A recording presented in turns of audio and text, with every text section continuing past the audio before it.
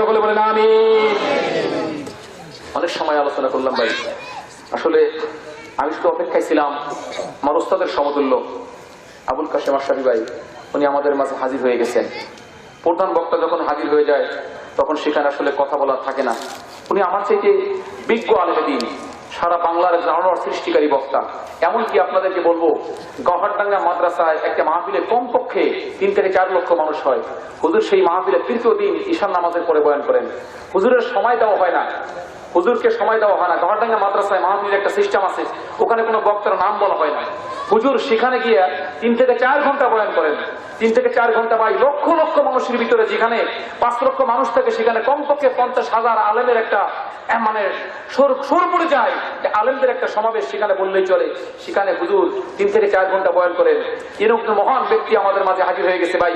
হুজুরের বয়ান শোনার জন্য সবাই তৈরি আছেন ইনশাআল্লাহ? শেষ পর্যন্ত সবাই থাকবেন তো ইনশাআল্লাহ? জোরে বলেন, সবাই থাকবেন তো?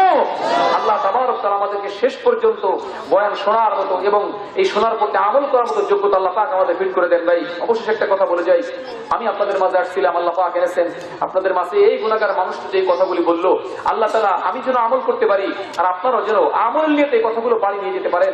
আল্লাহ সুবহানাহু ওয়া তাআলা আমাদের সবাইকে তৌফিক দান করেন। অবশেষে ভাইরা যারা এখানে হাজির হয়েছেন, কথা শুনছেন, যদি আমার কথার ভিতরে কোনো ভুল হয়, কথা শুনতে যদি ভুল হয় অথবা বোঝার যদি কোনো ভুল থাকে, দয়া করে আমাকে মাফ করে দিবেন। আল্লাহর কাছে দোয়া করবেন আল্লাহ তাআলা যেন এই দ্বীনের দাওয়াতের মাধ্যমে তাম পৃথিবীর জমিন প্রত্যেকটা মুসলিম কান্ট্রিতে আল্লাহ পাক সায়ের করার তৌফিক দান করেন। আমিন সুম্মা আমিন। ওয়া আখির দাওয়ানা আলহামদুলিল্লাহি রাব্বিল আলামিন। আসসালামু আলাইকুম ওয়া রাহমাতুল্লাহি ওয়া বারাকাতুহু। আলহামদুলিল্লাহ।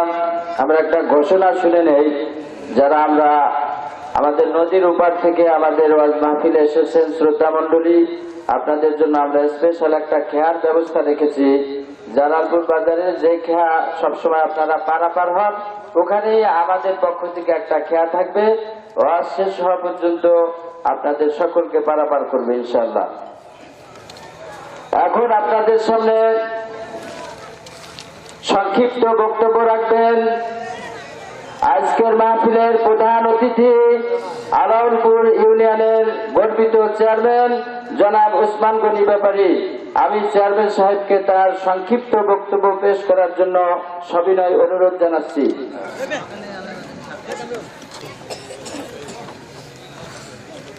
আসসালামু আলাইকুম। কেমন আছেন আপনারা?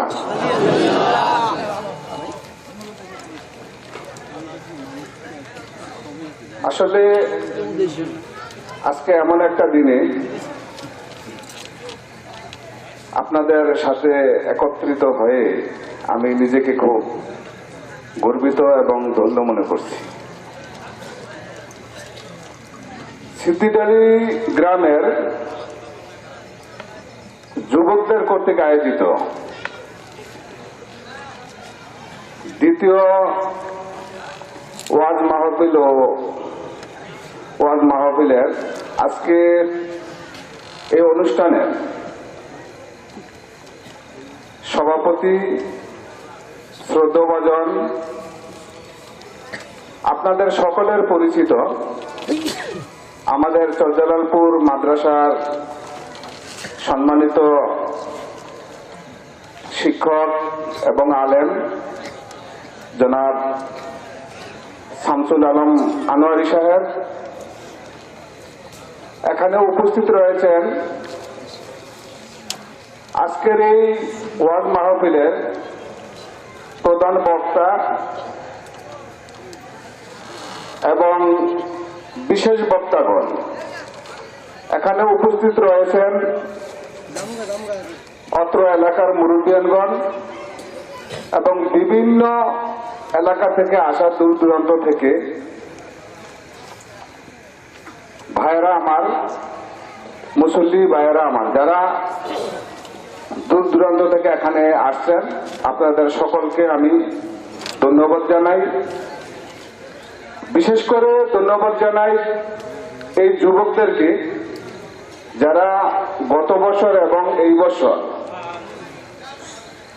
এই দিনই কথাবার্তার জন্য, বিশেষ করে আল্লাহ তাআলা এবং কোরআনের কথা বলার জন্য যে এই ব্যবস্থাপনা করেছেন, এই জন্য আমি এই আয়োজক বৃন্দদেরকে, এই যুবক ভাইদেরকে আমি ধন্যবাদ জানাই, এবং যারা দূর দূরান্ত থেকে অনেক কষ্ট করে আপনাদেরকে এই দিনই দু চারটা কথা বলার জন্য এসেছেন, এবং আপনারাও যাতে দূর দূরান্ত থেকে, আমি আমার বক্তব্য শেষ করছি। আসসালামু আলাইকুম।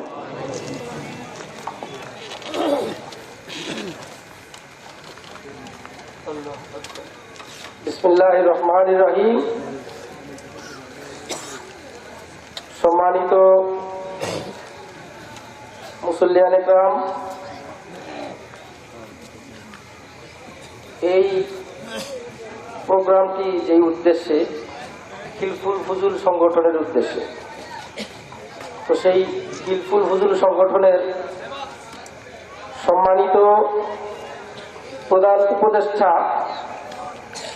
জনাব মোহাম্মদ ফারুক আলম সরদার ভাই, উনি সংক্ষেপে কিছু কথা বলবে আপনাদের সামনে।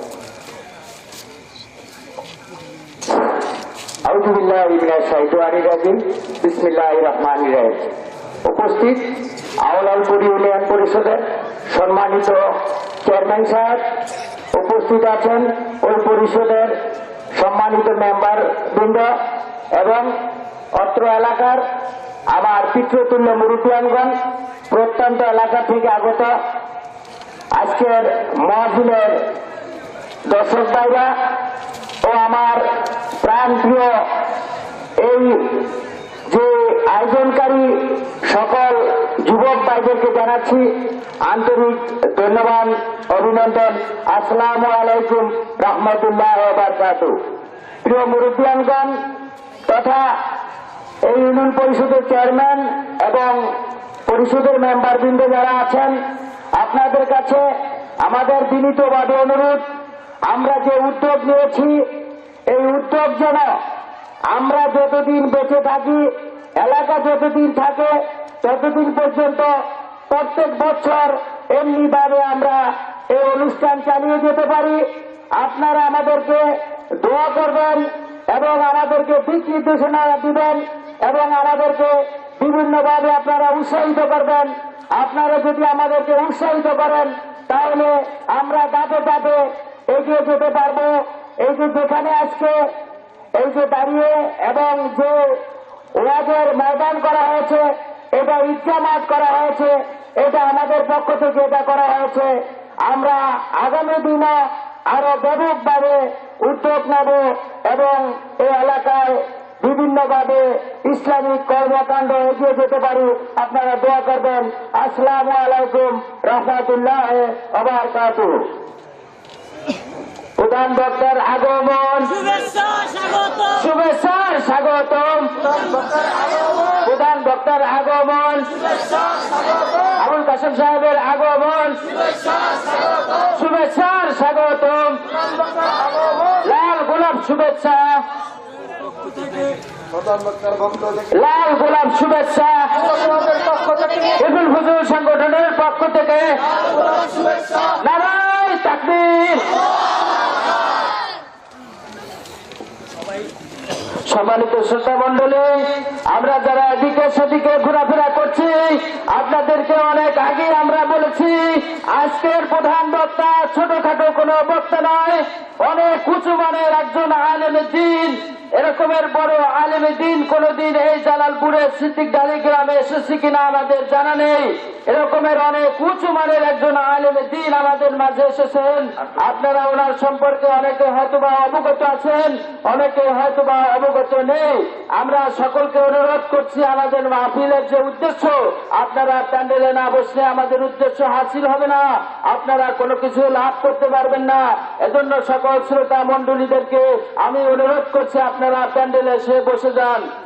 হযরত স্টেজে বসে আছেন, হযরত অল্প সময়ের ভিতরে আলোচনা পেশ করবেন। হযরতের আলোচনার পূর্বে আজকে যে সংগঠনের উদ্যোগে আমাদের মাহফিল হতেছে, হিলফুল ফুজুল সংগঠন, এই সংগঠনের প্রধান সভাপতি হিলফুল ফুজুলের ত্রাণ জনাব আহমেদ তাজুল ভুঁইয়াকে আমি সংক্ষেপে 2-4টি কথা বলার জন্য সবিনয় অনুরোধ করছি।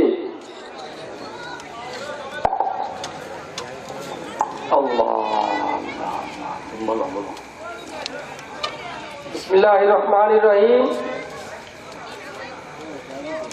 সিদ্দিক ডালির গ্রাম হিলফুল ফুজুল যুব সমাজের উদ্যোগে এবং হিলফুল ফুজুল সংগঠনের উদ্যোগে আয়োজিত আজকের এই ওয়াজ ও দোয়ার মাহফিলে উপস্থিত সম্মানিত আজকের প্রধান বক্তা, উপস্থিত সম্মানিত চেয়ারম্যান সাহেব এবং উপস্থিত আমার প্রাণপ্রিয় মুসলমান ভাইয়েরা, সবাইকে জানাচ্ছি আমার সালাম, আসসালামু আলাইকুম। তো এর আগে আমি বলেছি যে এই প্রোগ্রামটি যার উদ্যোগে হইতেছে হিলফুল ফুজুল সংগঠনের উদ্যোগে। তো হিলফুল ফুজুল সংগঠন কি, এটা কিন্তু আমরা অনেকে জানি না। এই হিলফুল ফুজুল সংগঠন সংগঠিত হয়েছিল আজ থেকে 1500 বছর আগে। নবী করিম সাল্লাল্লাহু আলাইহি ওয়াসাল্লামের হাতে গড়া এই সংগঠন, এই সংগঠনটি যেন সুন্দরভাবে আমরা চালিয়ে যেতে পারি। সরদালালপুরের যুব সমাজ আমাদের জন্য আপনারা দোয়া করবেন।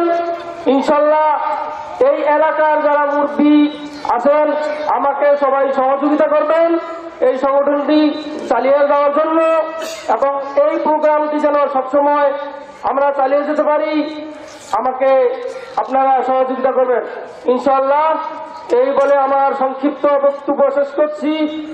আসসালামু আলাইকুম ওয়া রাহমাতুল্লাহ। প্রিয় মুসলিম তাওহীদি জনতা, এখন আপনাদের সামনে মূল্যবান বক্তব্য পেশ করবেন লাখো কোটি মুসলিম তাওহীদি জনতার হৃদয়ের স্পন্দন, আন্তর্জাতিক খ্যাতি সম্পন্ন মুফাসসিরে কুরআন জনাব আলহাজ হযরত মাওলানা মুফতি আবুল কাসেম আশরাফি সাহেব, মুহতামিম জামিয়া আশরাফিয়া দারুল উলুম মাদ্রাসা মোহাম্মদপুর, ঢাকা। আমি হযরতকে তার মূল্যবান বয়ান পেশ করার জন্য সবিনয় অনুরোধ জানাচ্ছি। আসসালামু আলাইকুম ওয়া রাহমাতুল্লাহি ওয়া বারাকাতুহু। যদি আপনারা কষ্ট মনে না করেন, একটা কথা বলি আর কি। যার সামনে যতটুকু খালি জায়গা আছে আপনারা একটু আগায় বসলে মজলিসে কথা বলতে আমাদের জন্য সুবিধা হবে। ওই যে পিছন থেকে যারা আছে একটু সামনে আগায় বসি। আল্লাহ বরকত দেন সবাই। মাশাআল্লাহ মাশাআল্লাহ আলহামদুলিল্লাহ। আল্লাহ আপনাদের জাযা খায়ের দান করুন। এই যে স্বতঃস্ফূর্ত ভাবে আপনারা উঠে আসলেন, আপনারাও আসেন, কেউ থাকেন না পিছনে। এই মজলিসে লেগে বসেন, অত চিপাচিপি না হইলেও মানে একটু ভাগ হইলো মানে লেগে বসেন, মাঝে যেন একজন মানুষের জায়গা না থাকে। এতটুক করে আমরা বসে, তোমরাও আসো, তোমরাও আসো আসো আসো। আর এই যে খয়েরি রঙের জামা গাড়িতে তোমার তো বলতেছি আসো, উঠেন আপনারা উঠেন। কয়েক যুবক মিলা বসে তো, উঠো উঠো উঠো, শীত নাই, অত সমস্যা নাই। মাশাআল্লাহ মাশাআল্লাহ, আল্লাহর শুকর, আল্লাহর মেহেরবানি। খুব ভালো লাগলো। আল্লাহ আপনাদের বরকত দান করুন। এই উসিলাকে আমাদের ময়দানে আল্লাহ মাফ করে দেন। নাহমাদুহু ওয়া নুসাল্লি আলা রাসূলিহিল কারীম, আম্মা বা'দ। আউযু বিল্লাহি মিনাশ শাইতানির রাজীম। বিসমিল্লাহির রাহমানির রহিম। ইয়া আইয়ুহাল্লাযীনা আমানুত্তাকুল্লাহা ওয়াবতাগু ইলাইহিল ওয়াসিলা। আমরা সবাই কয়েকবার দুরূদ শরীফ পড়ি, বিশেষ করে যেই দুরূদ আমরা নামাজের মধ্যে পড়ি। আল্লাহুম্মা সাল্লি আলা মুহাম্মাদ ওয়া আলা আলি মুহাম্মাদ كما صليت على إبراهيم وعلى آل إبراهيم إنك حميد مجيد اللهم بارك على محمد وعلى آل محمد كما باركت على إبراهيم وعلى آل إبراهيم إنك حميد مجيد সিদ্দিক ঢালির গ্রাম হেলফুল ফুজুল সংগঠনের উদ্যোগে আয়োজিত দ্বিতীয় বার্ষিক ওয়াজ ও মাহফিলের সম্মানিত সভাপতি হযরত মাওলানা শামসুল আলম আনোয়ারি, দোয়া করি আল্লাহ হযরতের হায়াতে তৈয়বা তবিলা দান করেন, সকলে বলি আমিন।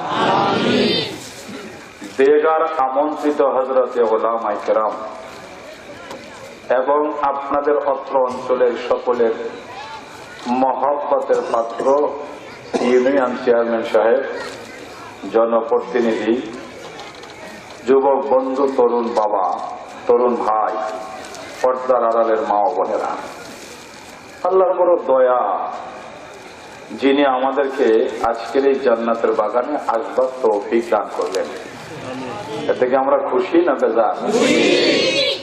আল্লাহ কবুল করুক সবাই বলে আমিন। টাকা পয়সা, শ্রম, বুদ্ধি, পরামর্শ দিয়ে যে যেভাবে আজকের মাহফিলে শরীক হয়েছেন, আল্লাহ যেন তার চাইতে উত্তম প্রতিদান দিয়ে আপনাদেরকে কিয়ামতের ময়দানে জান্নাত দান করেন। আখেরি মোনাজাত খুব লম্বা টাইম, দেরি হবে না, যেহেতু আমি চলে যাওয়ার নিয়ত করেছি, যেন অল্প সময় ধরেন কিছু কথা হবে। আখেরি মোনাজাত করে গুনাহ মাফ করানোর ইচ্ছা আমাদের আছে তো ইনশাআল্লাহ। দুই হাত তুলে আল্লাহু আকবার, আওয়াজ না একটু জোরে সরে,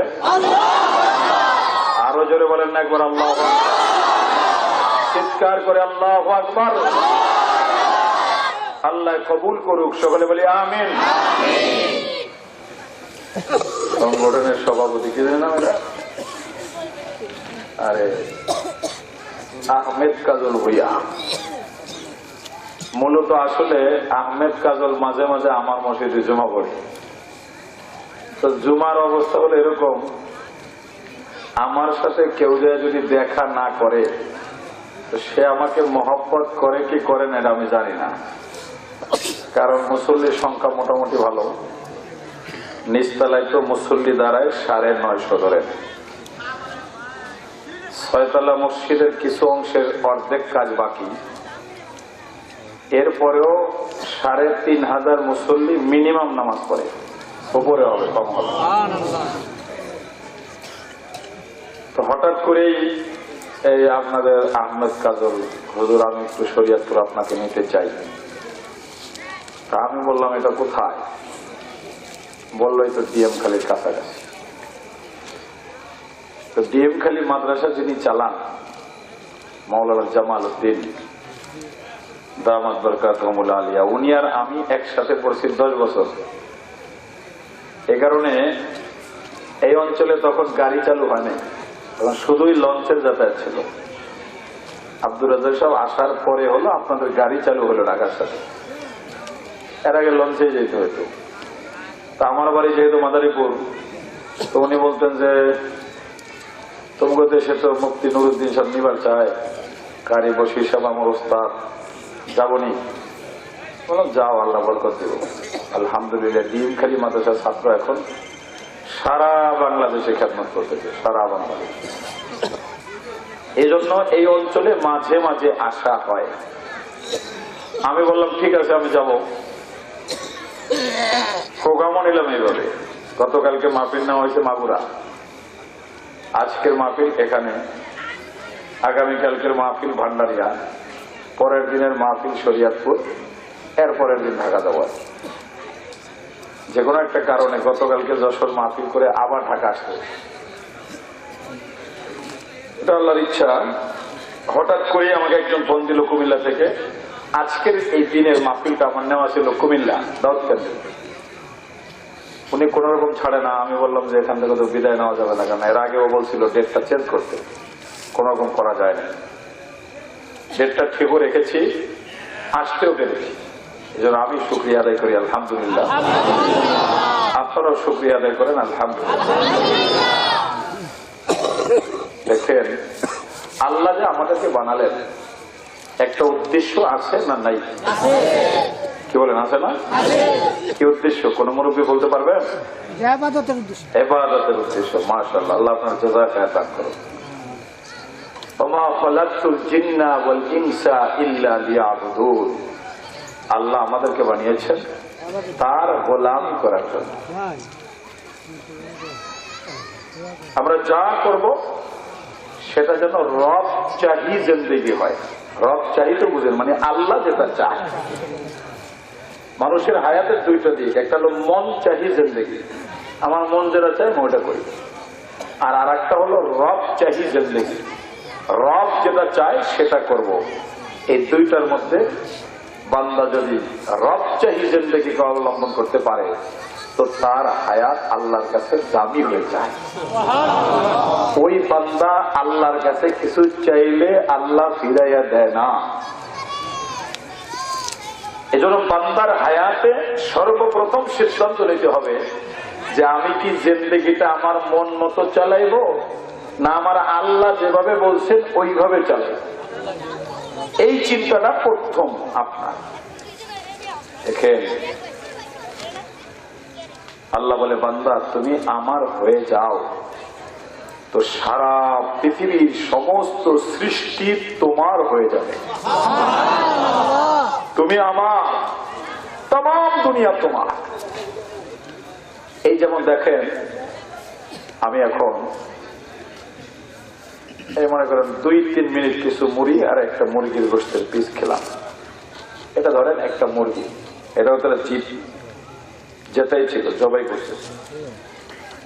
এই বাজার থেকে একটা মাছ কিনলেন, একটা গোশত কিনলেন, খেয়াল করে ভালো করে এই মাছটা তাজা কই মাছ, যেটা উপরের কাটাও কাটলেন, নিচের কাটাও কাটলেন, মাছের উপরের আইস গুলোকে আপনি ছিলে ফেললেন, তারপরে গলা কেটে নাড়িভুড়ি বের করলেন, গরম তেলের মধ্যে দিয়ে দিলেন।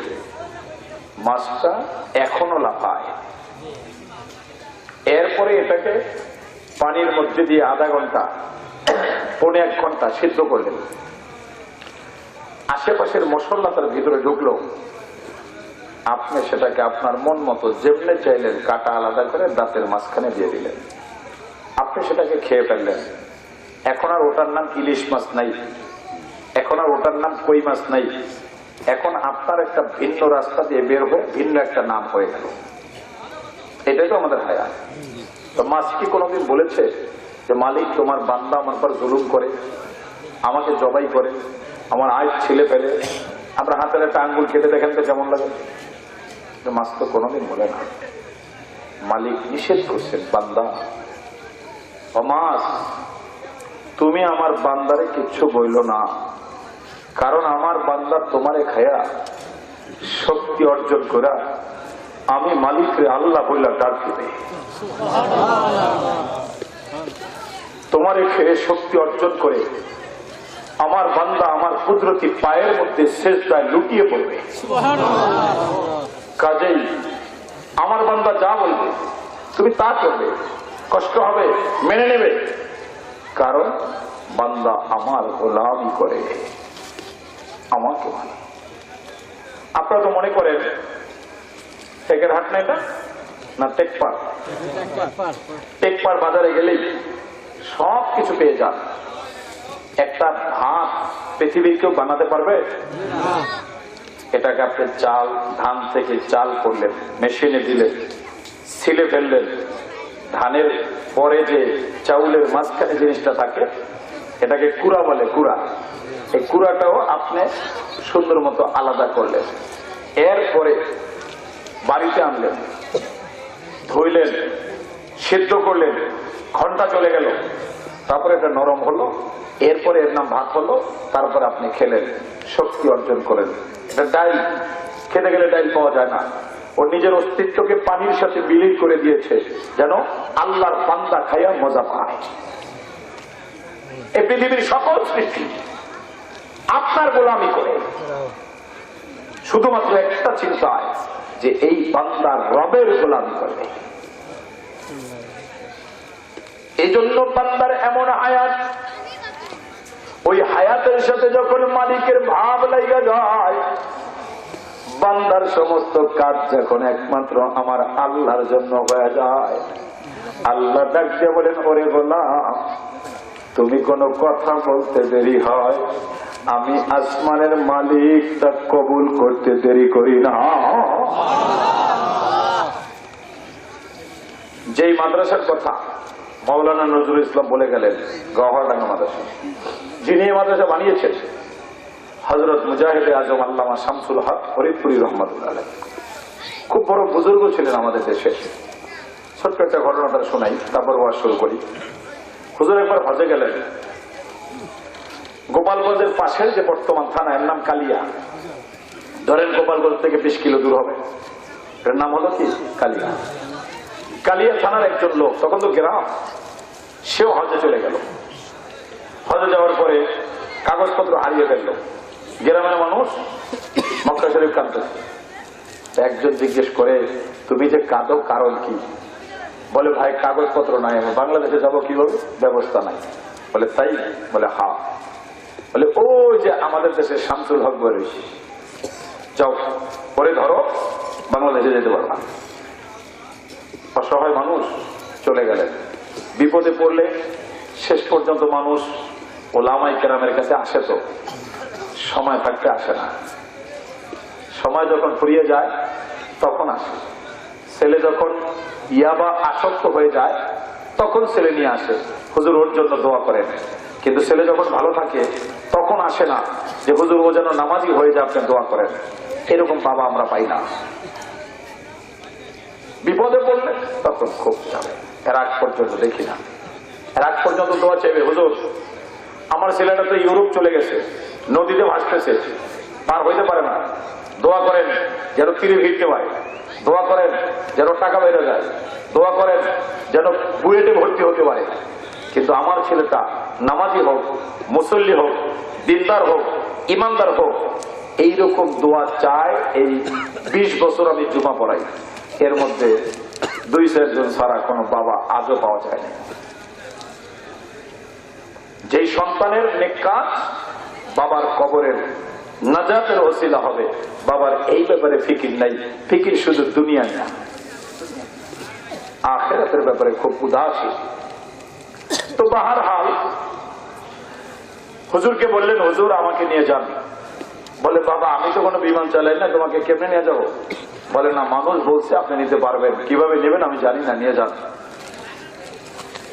তো হুজুর বললেন, বাবা আসছই যখন, আগামীকাল সকালবেলা এসো, রাতের বেলা এসো, এশার নামাজের পরে, দেখি আমার মালিক রাজি হয় কিনা।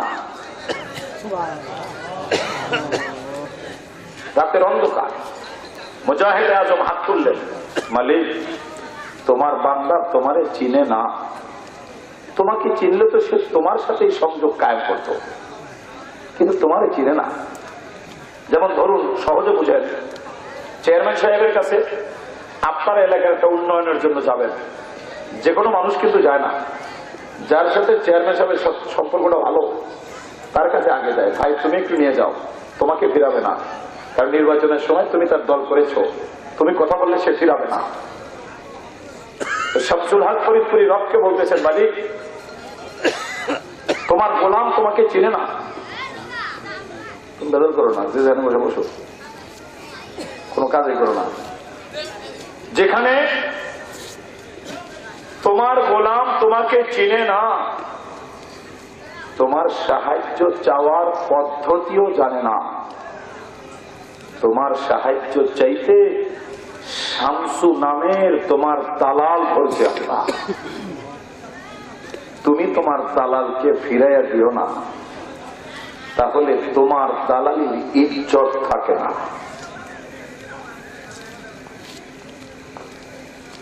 তোমার গোলামকে যদি মক্কায় রাখো তোমার কোনো লাভ নাই, আর বিনা পাসপোর্ট বিনা ভিসায় যদি তুমি বাংলাদেশে পাঠিয়ে দাও, তুমি রবের কোনো ক্ষতি নাই, বান্দার উপকার হয়ে যাবে। এশার নামাজ হয়ে গেল, লোকটা চলে আসলো। হুজুর বলেন, এসেছো? বলে হুজুর আগেই এসেছি, কিন্তু বলতে সাহস পাই না। বলে দাঁড়াও, পূর্ব আকাশে তাকাও, কিছু দেখা যায়? বলে না হুজুর, কিচ্ছু দেখা যায় না। বলে আমি একটা দোয়া পড়াই, এই দোয়াটা মুখস্থ করো। 2-4 বার পড়েছে, দোয়া মুখস্থ হয়ে গেছে। বলে এখন দেখো, কিছু দেখো? বলে হুজুর অনেকগুলি তারকার মাঝে বড় একটা তারকা দেখা যায়। হুজুর বললেন এই তারকার দিকে তাকিয়ে জোরে জোরে এই দোয়াটা পড়বা, আর পূর্ব দিকে হাঁটতে থাকবা। তারকা যেদিক যায় তুমি সেদিক যাবে, যেদিক যায় সেদিক যাবে, ডাইনে ভাবে তাকাবে না। দেখবা ফজরের আগে আগে আল্লাহ তোমাকে কালিয়া পৌঁছিয়ে দিবে। মধ্যবয়সী বুড়া বাবা মনে মনে চিন্তা করে, মালিক এক আলেমের কাছে আসলাম, সে এমন একটা কথা বললো, মিথ্যাও মনে করা যায় না, কিন্তু সত্য তো মনে করতে পারি না। সত্যি কি হেঁটে হেঁটে বাংলাদেশে যাওয়া যাবে? তাও আবার এক রাত। দোয়া পড়ে, কিন্তু মনের মধ্যে ওই জাতীয় আগ্রহটা নাই। হুজুর পিছন থেকে হঠাৎ ডাকবে, হ্যাঁ মিয়া, তোমার না বললাম জোরে জোরে দোয়া করতে? ভয় পেয়ে গেছে, ওমা হুজুর তোমার পিছনে আছে। জোরে জোরে দোয়া করলে হঠাৎ তাকায় দেখে আসমানে আর তারকাটা দেখা যায় না, রাস্তা অন্ধকার, সামনে কোনো রাস্তা নাই, ডান দিকে রাস্তা নাই, বামেও রাস্তা নাই, কোথায় যেন দাঁড়িয়ে আছে। ভয় পেয়ে গেলেন, আল্লাহ কোথায় যাব? মনে করলেন দোয়া পড়লেই তো তারকা এসে যায়, তো দোয়াটা পড়ি। তো দোয়া পড়তে গেলেন, শুরুর শব্দ পড়তে পারলে শেষেরটা ভুলে যায়, শেষেরটা পড়তে পারলে শুরুরটা ভুলে যায়, দোয়াটা আর পড়তে পারলেন না। সারা জীবনেও আর কোনোদিন পড়তে পারেন না। উনি অসহায়ের মতো জোরে একটা চিৎকার মারলেন, হুজুর কোথায় হারিয়ে গেলেন? কোন দিক যাবো, যাওয়ার কোনো জায়গা নাই, আসমানের তারকা নাই, দোয়া ভুলে গেলাম। পিছনে তাকায় আপনাকেও তো পাইলাম না রে, কোন দিক যাব কিছু বুঝি না, মেহেরবানি করে আমাকে দোয়াটা মুখস্থ করা দেন। ঘরের দরজাটা সাথে সাথে খুলে গেল। মধ্যবয়সী বুড়া বাবার সন্তান বাবারে যা জড়া ধরছে, বাবা তোমার আর তো কোথাও যাইতে হবে না, একটু তাকায় দেখো, তুমি তো আমাদের বাড়ির উঠানের মধ্যখানেই বসে আছো। আল্লাহু আকবার, দুই হাত তুলে আল্লাহু আকবার। राज कैसी कौन ही मालूम के मोमेन, कारी नजर आता है हकीकत में कुरान। ये राज कैसी कौन ही मालूम के मोमेन, कारी नजर आता है हकीकत में कुरान। রবের সাথে বান্দার যখন ভাব লাগা যায়, বান্দার জীবনটা যখন রব চাহি জিন্দেগি হয়ে যায়, মন চাহি জিন্দেগি দূরে ফলায়া যায়, মালিক ডাক দিয়ে বলে, ওরে বান্দা তুই দুইটা ঠোঁট খুলতে দেরি হয়, আমি মালিক কবুল করতে দেরি করি না। এজন্য হায়াতে ভাব লাগাও, আসমান ওয়ালার সাথে সব তোমার হয়ে যাবে, সব তোমার। বলতে দেরি হয়, মালিক করতে দেরি করে না। এটার জন্য শর্ত হলো ইন্না সালাতি ওয়া নুসুকি ওয়া মাহইয়ায়া ওয়া মামাতি লিল্লাহি রাব্বিল আলামিন। সব আমার মালিকের জন্য। আমার নামাজ আমার মালিকের জন্য, আমার রোজা আমার মালিকের জন্য, আমার হজ আমার মালিকের জন্য, আমার ওয়াজ মাহফিল করা এটাও মালিকের জন্য, দুনিয়ার কোন মানুষকে দেখানোর জন্য নয়। এই নিয়াত যদি খালেস হয়ে যায়, ছোট্ট নেকের কাজ বান্দার জন্য জান্নাতের ফয়সালা হয়ে যায়।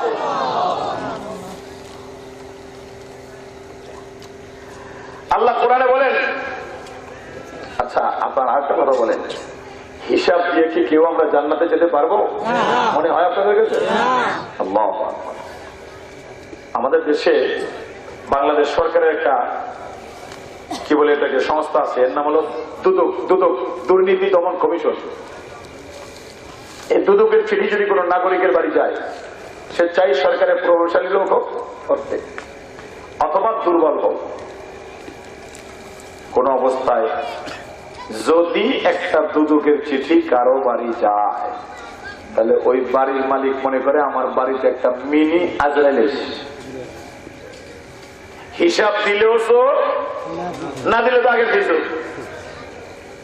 হিসাব দিলে আয়ের লাগে, ব্যয় মিলে না।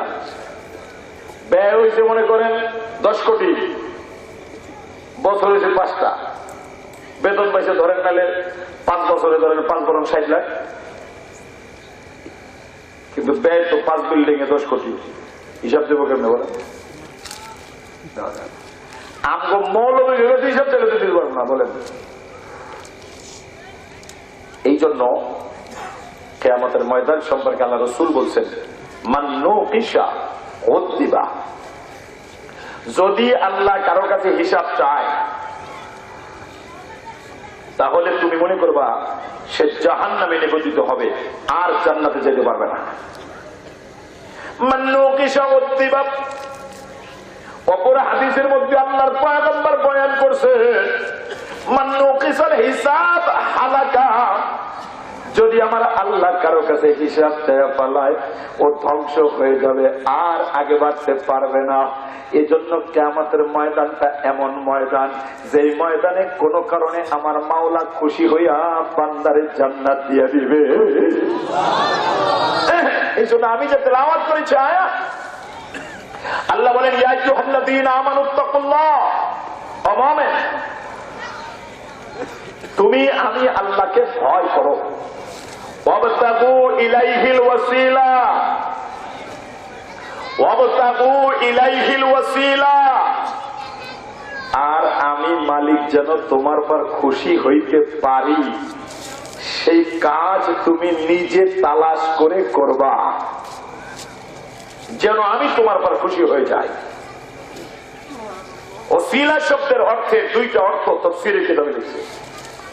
একটা অর্থ হলো সফিয়া, তার বাংলা অর্থ দাঁড়ায় সংযোগ কায়েম করা, ইচ্ছাই হোক অনিচ্ছাই হোক সংযোগ হলেই হবে। আর যখন ওসিলা শব্দের অর্থ লেখা হয় সিন দিয়া, তখন তার অর্থ হলো আগ্রহ সহকারে যে সংযোগ কায়েম হয়, খুশি হইয়া যে যাকে সংযোগ কায়েমের সুযোগ দেয়।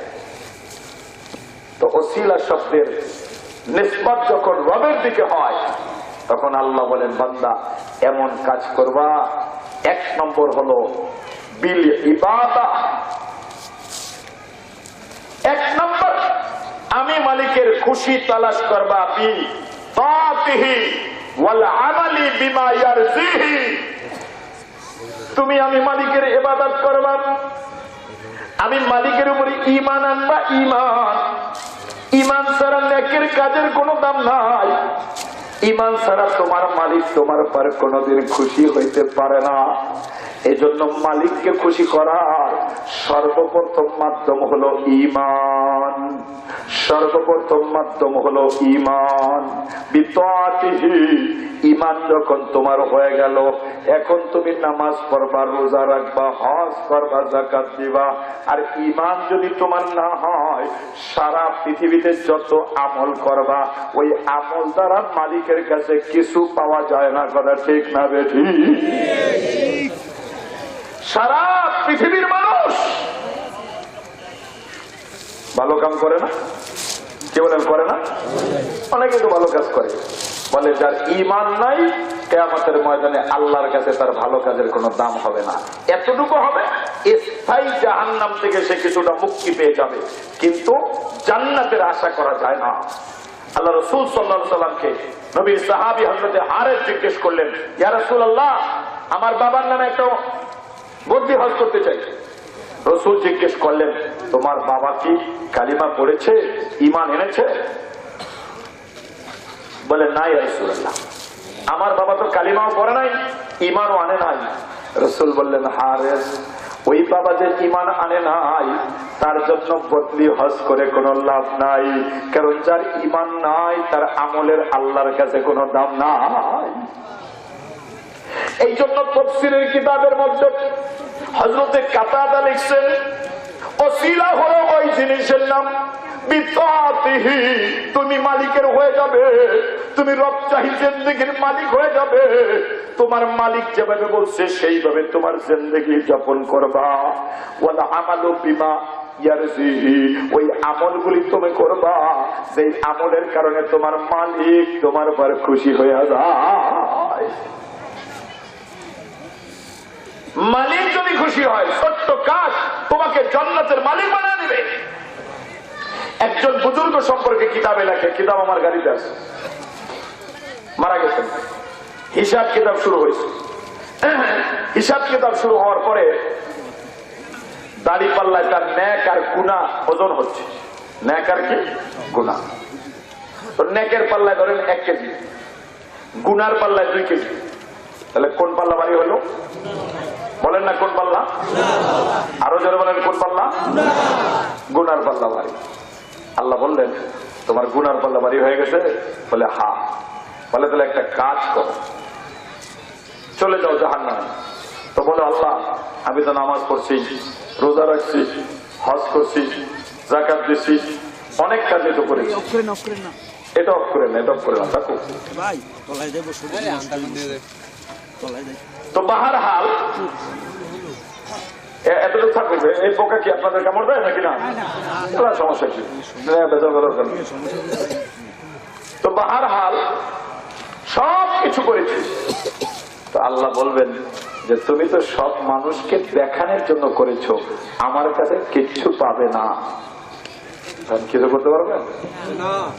তো বান্দা জাহান্নামে রওনা দিচ্ছে। আল্লাহ বলে এই ফেরেশতা ওকে একটু দাঁড়াইতে বলো। তো দাঁড়ালেন। ফেরেশতা বললেন কি হয়েছে বান্দা?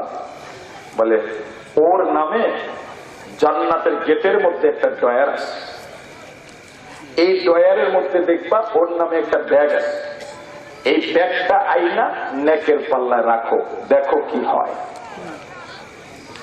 এই ব্যাগটা আইনাই যখন নেকের পাল্লায় রাখছে, সাথে সাথে তাকায় দেখে নেকের পাল্লা 10 কেজি ওজন হইয়া মাটির সাথে মিলে গেছে। আওয়াজ দিয়ে বলেন সুবহানাল্লাহ, আরো জোরে সুবহানাল্লাহ, 2 হাত তুলে আল্লাহু আকবার। তো গুনার পাল্লা যখন দুর্বল, নেকের পাল্লা সবল। আল্লাহ বললেন যাও এবার জান্নাতে যাও। বলে আল্লাহ না, আমি জান্নাতে যাব না, আগে বলুন আমার এই ব্যাগটার মধ্যে কি আছে। আল্লাহ বললেন ফেরেশতারে দেখাই দাও। ব্যাগটা খুললেন, ব্যাগটা খুলে দেখে ব্যাগের মধ্যে কয়েক শতাক মাটি। মাটি বুঝে না তারা? মাটি, কয়েক শতাক মাটি। আল্লাহ জিজ্ঞেস করেন এবার যাও। বলে আল্লাহ এখন তো কষ্ট আরো বেড়ে গেল। বলে কেন? বলে আমার এই ব্যাগের মধ্যে মাটিটা কোন জায়গায়? মুরব্বী কই লাগে? এখানে গেছে দেখেন না, আপনি বসেন, আপনি আরো বসেন, বেদর লাগেন না। ওয়াজ শুনুন, আপনি বসেন, ওয়াজ পরে পরে দোয়া করুন, বসেন। এখন কেউ এই টাকাটা কি করে গেলাম বুঝতেছে না, এগুলি কেন তো মুশকিল দেখা যায়। যার যার কাজ আছে ওই কাজ করুক, আর আপনার ওয়াজ শুনেন, কথা বুঝেন তো? আরে খাওয়া দাওয়া কি আগে গেলে খাওয়া যাবো না? মাঝখান থেকে খাওয়া দাওয়া ভেজাল তো, বহুত ভেজাল।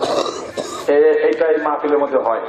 হুজুরে বসাই দেয় তুমি একটু খেয়ে দাও, আবার চেয়ারম্যান তুমি একটু খেয়ে দাও। আর খাওয়া দাওয়ার মজলিস করতে হয় পরে, সবার শেষে, নাহলে মাহফিলের আসর ভালো থাকে না। কথা কি বুঝাতে পারছি আপনাকে?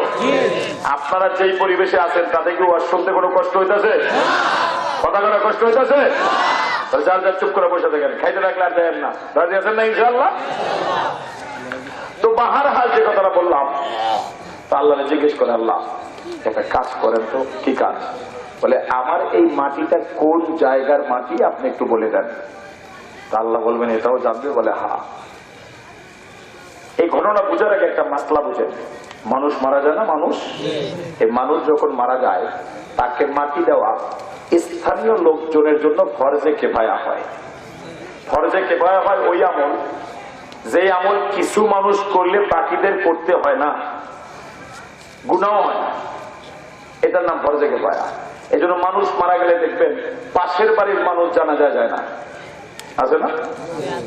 কোনো অসুবিধা নাই, মানুষ তো করতেছে, হয় না? হয় না, যায় না। আবার ধরেন আপনার ঢালিকান্দির কোন লোক মারা গেছে, এই সিদ্দিক ডালির গ্রামের লোক মারা গেলে মোল্লার বাজারের কেউ একে মাটি দেওয়া ফরজে কিফায়াও না, এটা এই এলাকার মানুষের জন্য ফরজে কিফায়া। আল্লাহ ডাক দিয়ে বললেন গোলাম তুমি তোমার গ্রাম থেকে 20টা গ্রাম দূরে দিয়ে হাঁটা দিলা, ওই গ্রামের কোন মানুষ তোমাকে চিনে না, তুমিও গ্রামের কোন মানুষকে চিনো না। হঠাৎ করে আমার একটা বান্দার জানাজা শুরু হয়ে যায়, আর তুমি চিন্তা করলা আল্লাহ তোমার বান্দার জানাজা শুরু হয়ে গেল, ওই মানুষটাকে মাটি দেওয়া আমার জন্য কোনো দায়িত্বে আসে না। ওই মানুষটাকে মাটি দেওয়া আমার জন্য কোনো দায়িত্ব না। কিন্তু মালিকে কিবরিয়া, আমি যদি এই জানাজার মধ্যে শরীক হয়ে যাই, আমার নামটা নেকের পাল্লায় লেখা হবে, এতে কোনো সন্দেহ নাই। মালিক, আমি দয়া করে জানাজায় শরীক হয়ে গেলাম, তুমি আমার নামটা নেকের পাল্লায় লিখে দিও। ও বান্দা, যখন আল্লাহু আকবার বলে হাতটা বাঁধলাম, আমি আসমানের মালিক তোমার দিকে তাকায়া থাকলাম। যখন তুমি সালামটা ফিরাইয়া দেখলা, তখনও তোমারে দেখতে থাকলাম। ও বান্দা, যখন তুমি আবার কবরের কাছে চলে গেলা, আর একটা মুষ্টি মাটি হাতের মধ্যে লইয়া মিনহা খলাকনাকুম বইলা কবরের পর রাখতে গেলি রে, আমি ডাক দিয়ে বললাম, ওরে ফিরিস্তা, আমার বান্দার দিকে তাকাইয়া দেখ, আমার বান্দার ইখলাসের মাটিটা কবরের উপরে রাখিস না, ওই মাটিটা একটু ব্যাগের মধ্যে রাইখা আসমানের সুন্দর মতো সংরক্ষণ করে রাখ। কিয়ামতের ময়দানে আমার বান্দা যদি বিপদে পড়ে যায়, ওর এই মাটিটা আমি নেকের পাল্লায় রাইখা দেখবো পাল্লার অবস্থা কেমন হয়। বান্দা, তোর নেকের মাটির সম্পর্কে ধারণা নাই রে। তোর গুনাহ যদি 200 কেজি হইয়া যাইতো, আমি মালিক তোর নেকের পাল্লা 100 কেজি বানাইয়া তোর জন্য জান্নাতের ফয়সালা করে দিতাম। আল্লাহু আকবার, তুই হাত তুলে আল্লাহু আকবার। राज कैसी कौन नहीं मालूम के मोमेन, कारी नजर आता है हकीकत में कुरान। ये राज कैसी कौन नहीं मालूम के मोमेन, कारी नजर आता है हकीकत में कुरान। রবের সাথে বান্দার যখন ভাব লাগে, বান্দার জীবন যখন রবচাহি জিন্দেগি হয়, বান্দার ঈমান আর আমল যখন আমার মাওলার জন্য হয়ে যায়, ছোট্ট একটা নেকের কাজ ওই বান্দার জন্য জান্নাতের ফয়সালা আল্লাহ কইরা দেয়। করা ঠিক না বেঠি?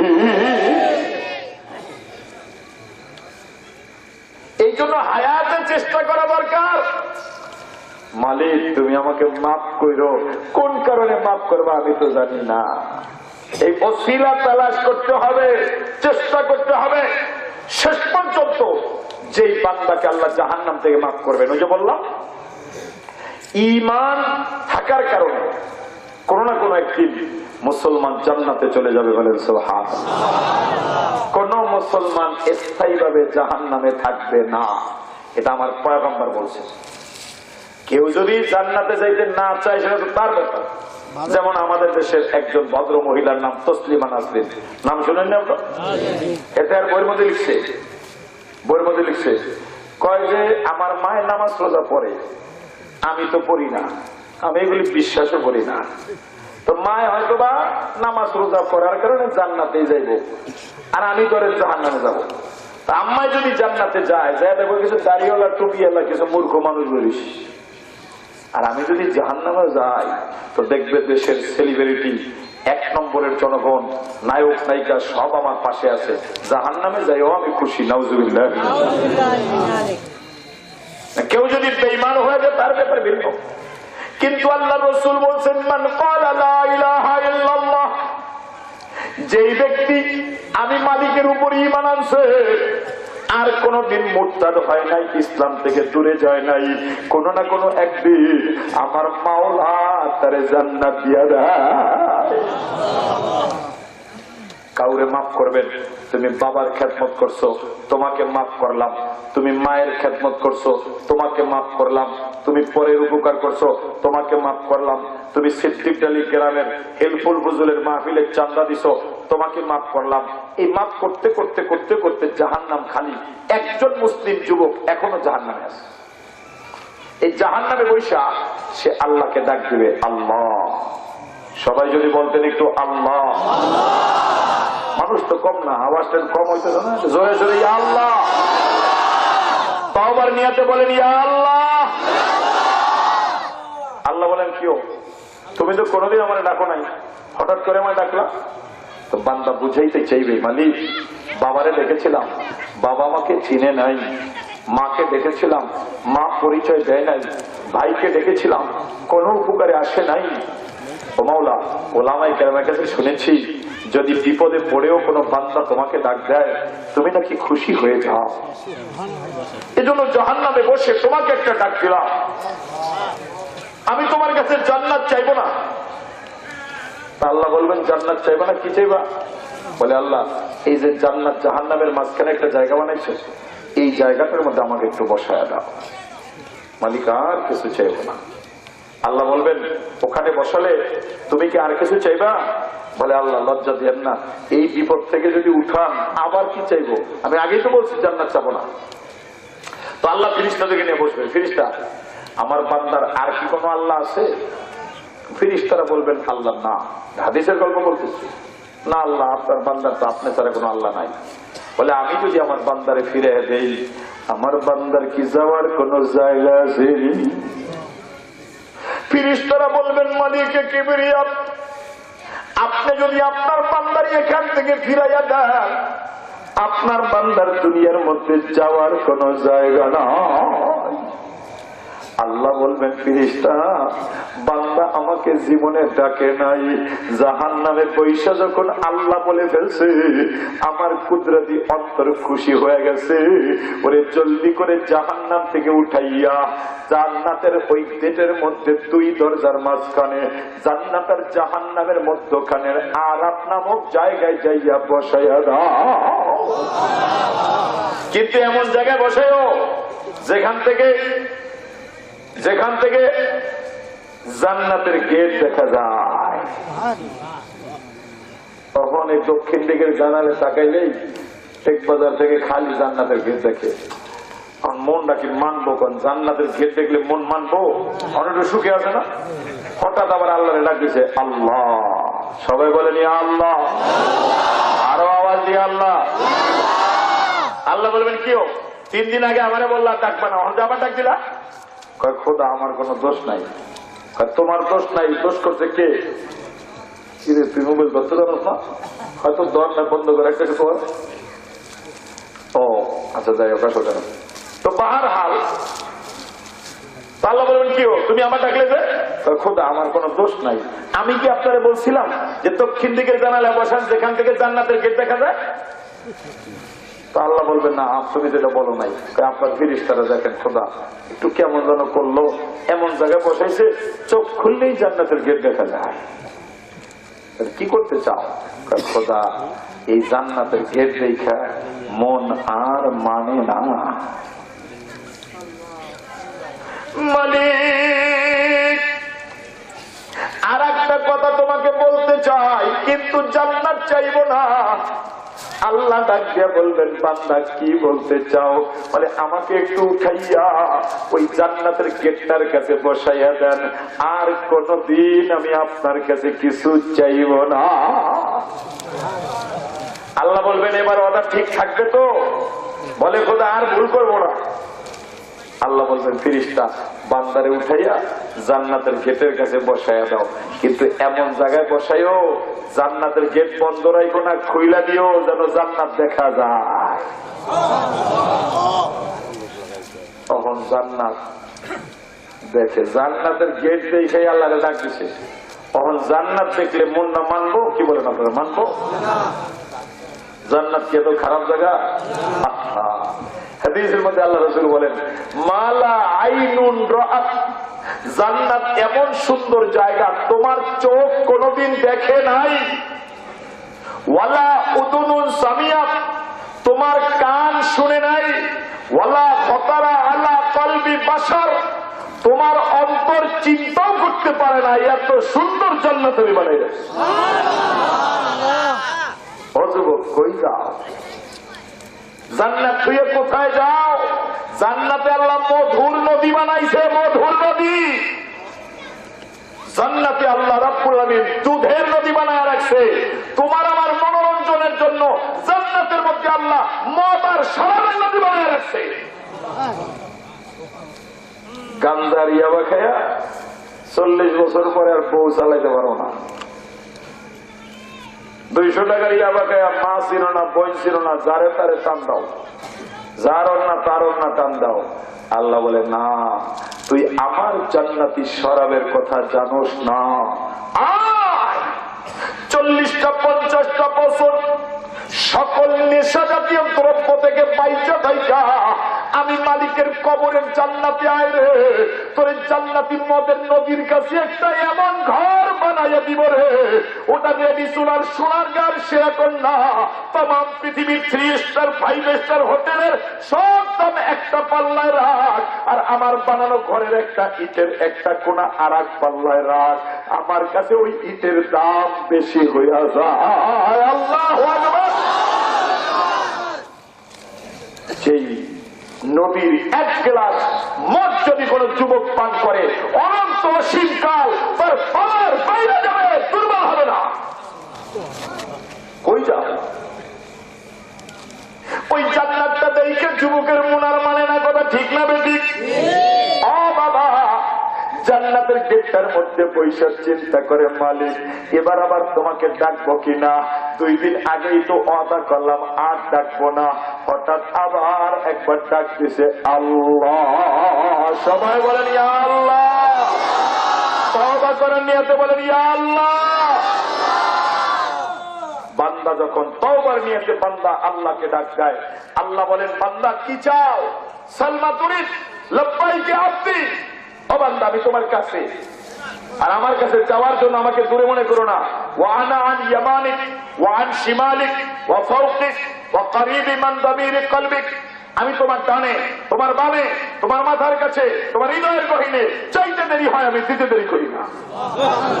আল্লাহ রাসূল বলেন বান্দা যখন গুনাহ থেকে মাপ চায়, আল্লাহ বলেন ফাশহাদু ইয়া মালাইকাতি, ও ফেরেশতারা সাক্ষী থাকো, আন্নী কদ গফারতু লাহুম, আমি আল্লাহ তাদের तमाम জীবনের গুনাহ মাফ করে দিলাম। বান্দা গেটে হয়ে যখন আবার ডাক দিছে আল্লাহকে, ফিরে 2 দিন আগে আবার কইলে আমার ডাকবা না, আবার ডাক দিলে কয় খোদা আগের বারের মতো এই ফেরেশতারা কেমন যেন করলো। কি করছে? আমি কি বলছিলাম জান্নাতের গেটটা খুলে দিতে? আল্লাহ কয় না তুমি তো বলো না। আপনার ফেরেশতারা দেখেন তো জান্নাতের গেটটা খুলে কি বিপদে ফেলেন, জান্নাত হয়তো কোনো সমস্যা কি? খোদা তোমার বানানো জান্নাত যে এত সুন্দর আগে জানতাম না। মালিক আর একটা কথা কইতাম, জান্নাত চাইব না। আল্লাহ বলে কেটে বই আবার কি কইবা, জান্নাত চাইব না? খোদা ওই যে জান্নাতের প্রথম গাছ, এই গাছটার গোড়ায় আমাকে একটু বসায়া দাও, আমি হেলাল দিয়া তোমার জান্নাতটা শুধু 2টা চোখ দিয়া দেখবো। আমি কসম খাইলাম তোমার জান্নাতের কোন ফল আমি ছিড়বো না, খাইবো না, পড়ে গেলে ধরবো না। বলো মালিক এতটুকু দয়া তুমি আমার উপরে করবা কিনা? আল্লাহ ডাক দিয়ে বলবেন ওরে বান্দা তোমার তো আমার সম্পর্কে তেমন ধারণা নাই রে। ও বাবা তোমরা জানো না আমার মালিক এই পৃথিবী বানাইছে, তাম পৃথিবীর আলম আমার আল্লাহ বানাইছে বাবা কোন ফায়াকুন দ্বারা। আসমান বানানো দরকার, আল্লাহ বলেন কোন আসমান তুমি হয়ে যাও, সাথে সাথে হয়ে গেল। জমিন বানানো দরকার, বলল জমিন তুমি হয়ে যাও, সাথে সাথে হয়ে যায়। পাহাড় বানানো দরকার, পাহাড় তুমি হয়ে যাও, সাথে সাথে হয়ে গেল। তাম পৃথিবীর যত আলম আমার আল্লাহ বানাইছে সব কোন ফায়াকুন দ্বারা। আর তোমারে আমারে যখন আল্লাহ বানাইতে চাইছেন, ফেরেশতারা খামিরা বানাইয়া গলা বানাইছে। আল্লাহ ডাকতে বলেন ওরে বান্দা ও ফেরেশতারে, এই কপালটা দিয়ে আমার বান্দা আমাকে সিজদা কইরা ডাকবে রে। ওই কপালটা তোরা বানাইস না, চেহারাটা তোরা বানাইস না, আমি আমার কুদরতি হাতের স্পর্শ দিয়া মায়া লাগাইয়া আমার বান্দারে বানাইতে চাই। বান্দার চেহারাটা মায়াবী বানাইতে চাই, যেন আর একজন দেখলেও তারপর খুশি হয়ে যায়। ও বান্দা আমি তোরে আদর করে বানাইলাম রে, যেখানে তোর নাকটা দরকার নাকটা ফিট করলাম, তোর বডিটা যেভাবে বানানো দরকার আমি চেহারাটা ওই রকম মায়াবী বানাইয়া দিলাম। ও বান্দা তোরে আমি আমার হাতের কুদরতি স্পর্শ লাগাইয়া বানাইয়া তোর সাথে আমার মায়ার মহব্বত লাগাইয়া ফেলাইছি।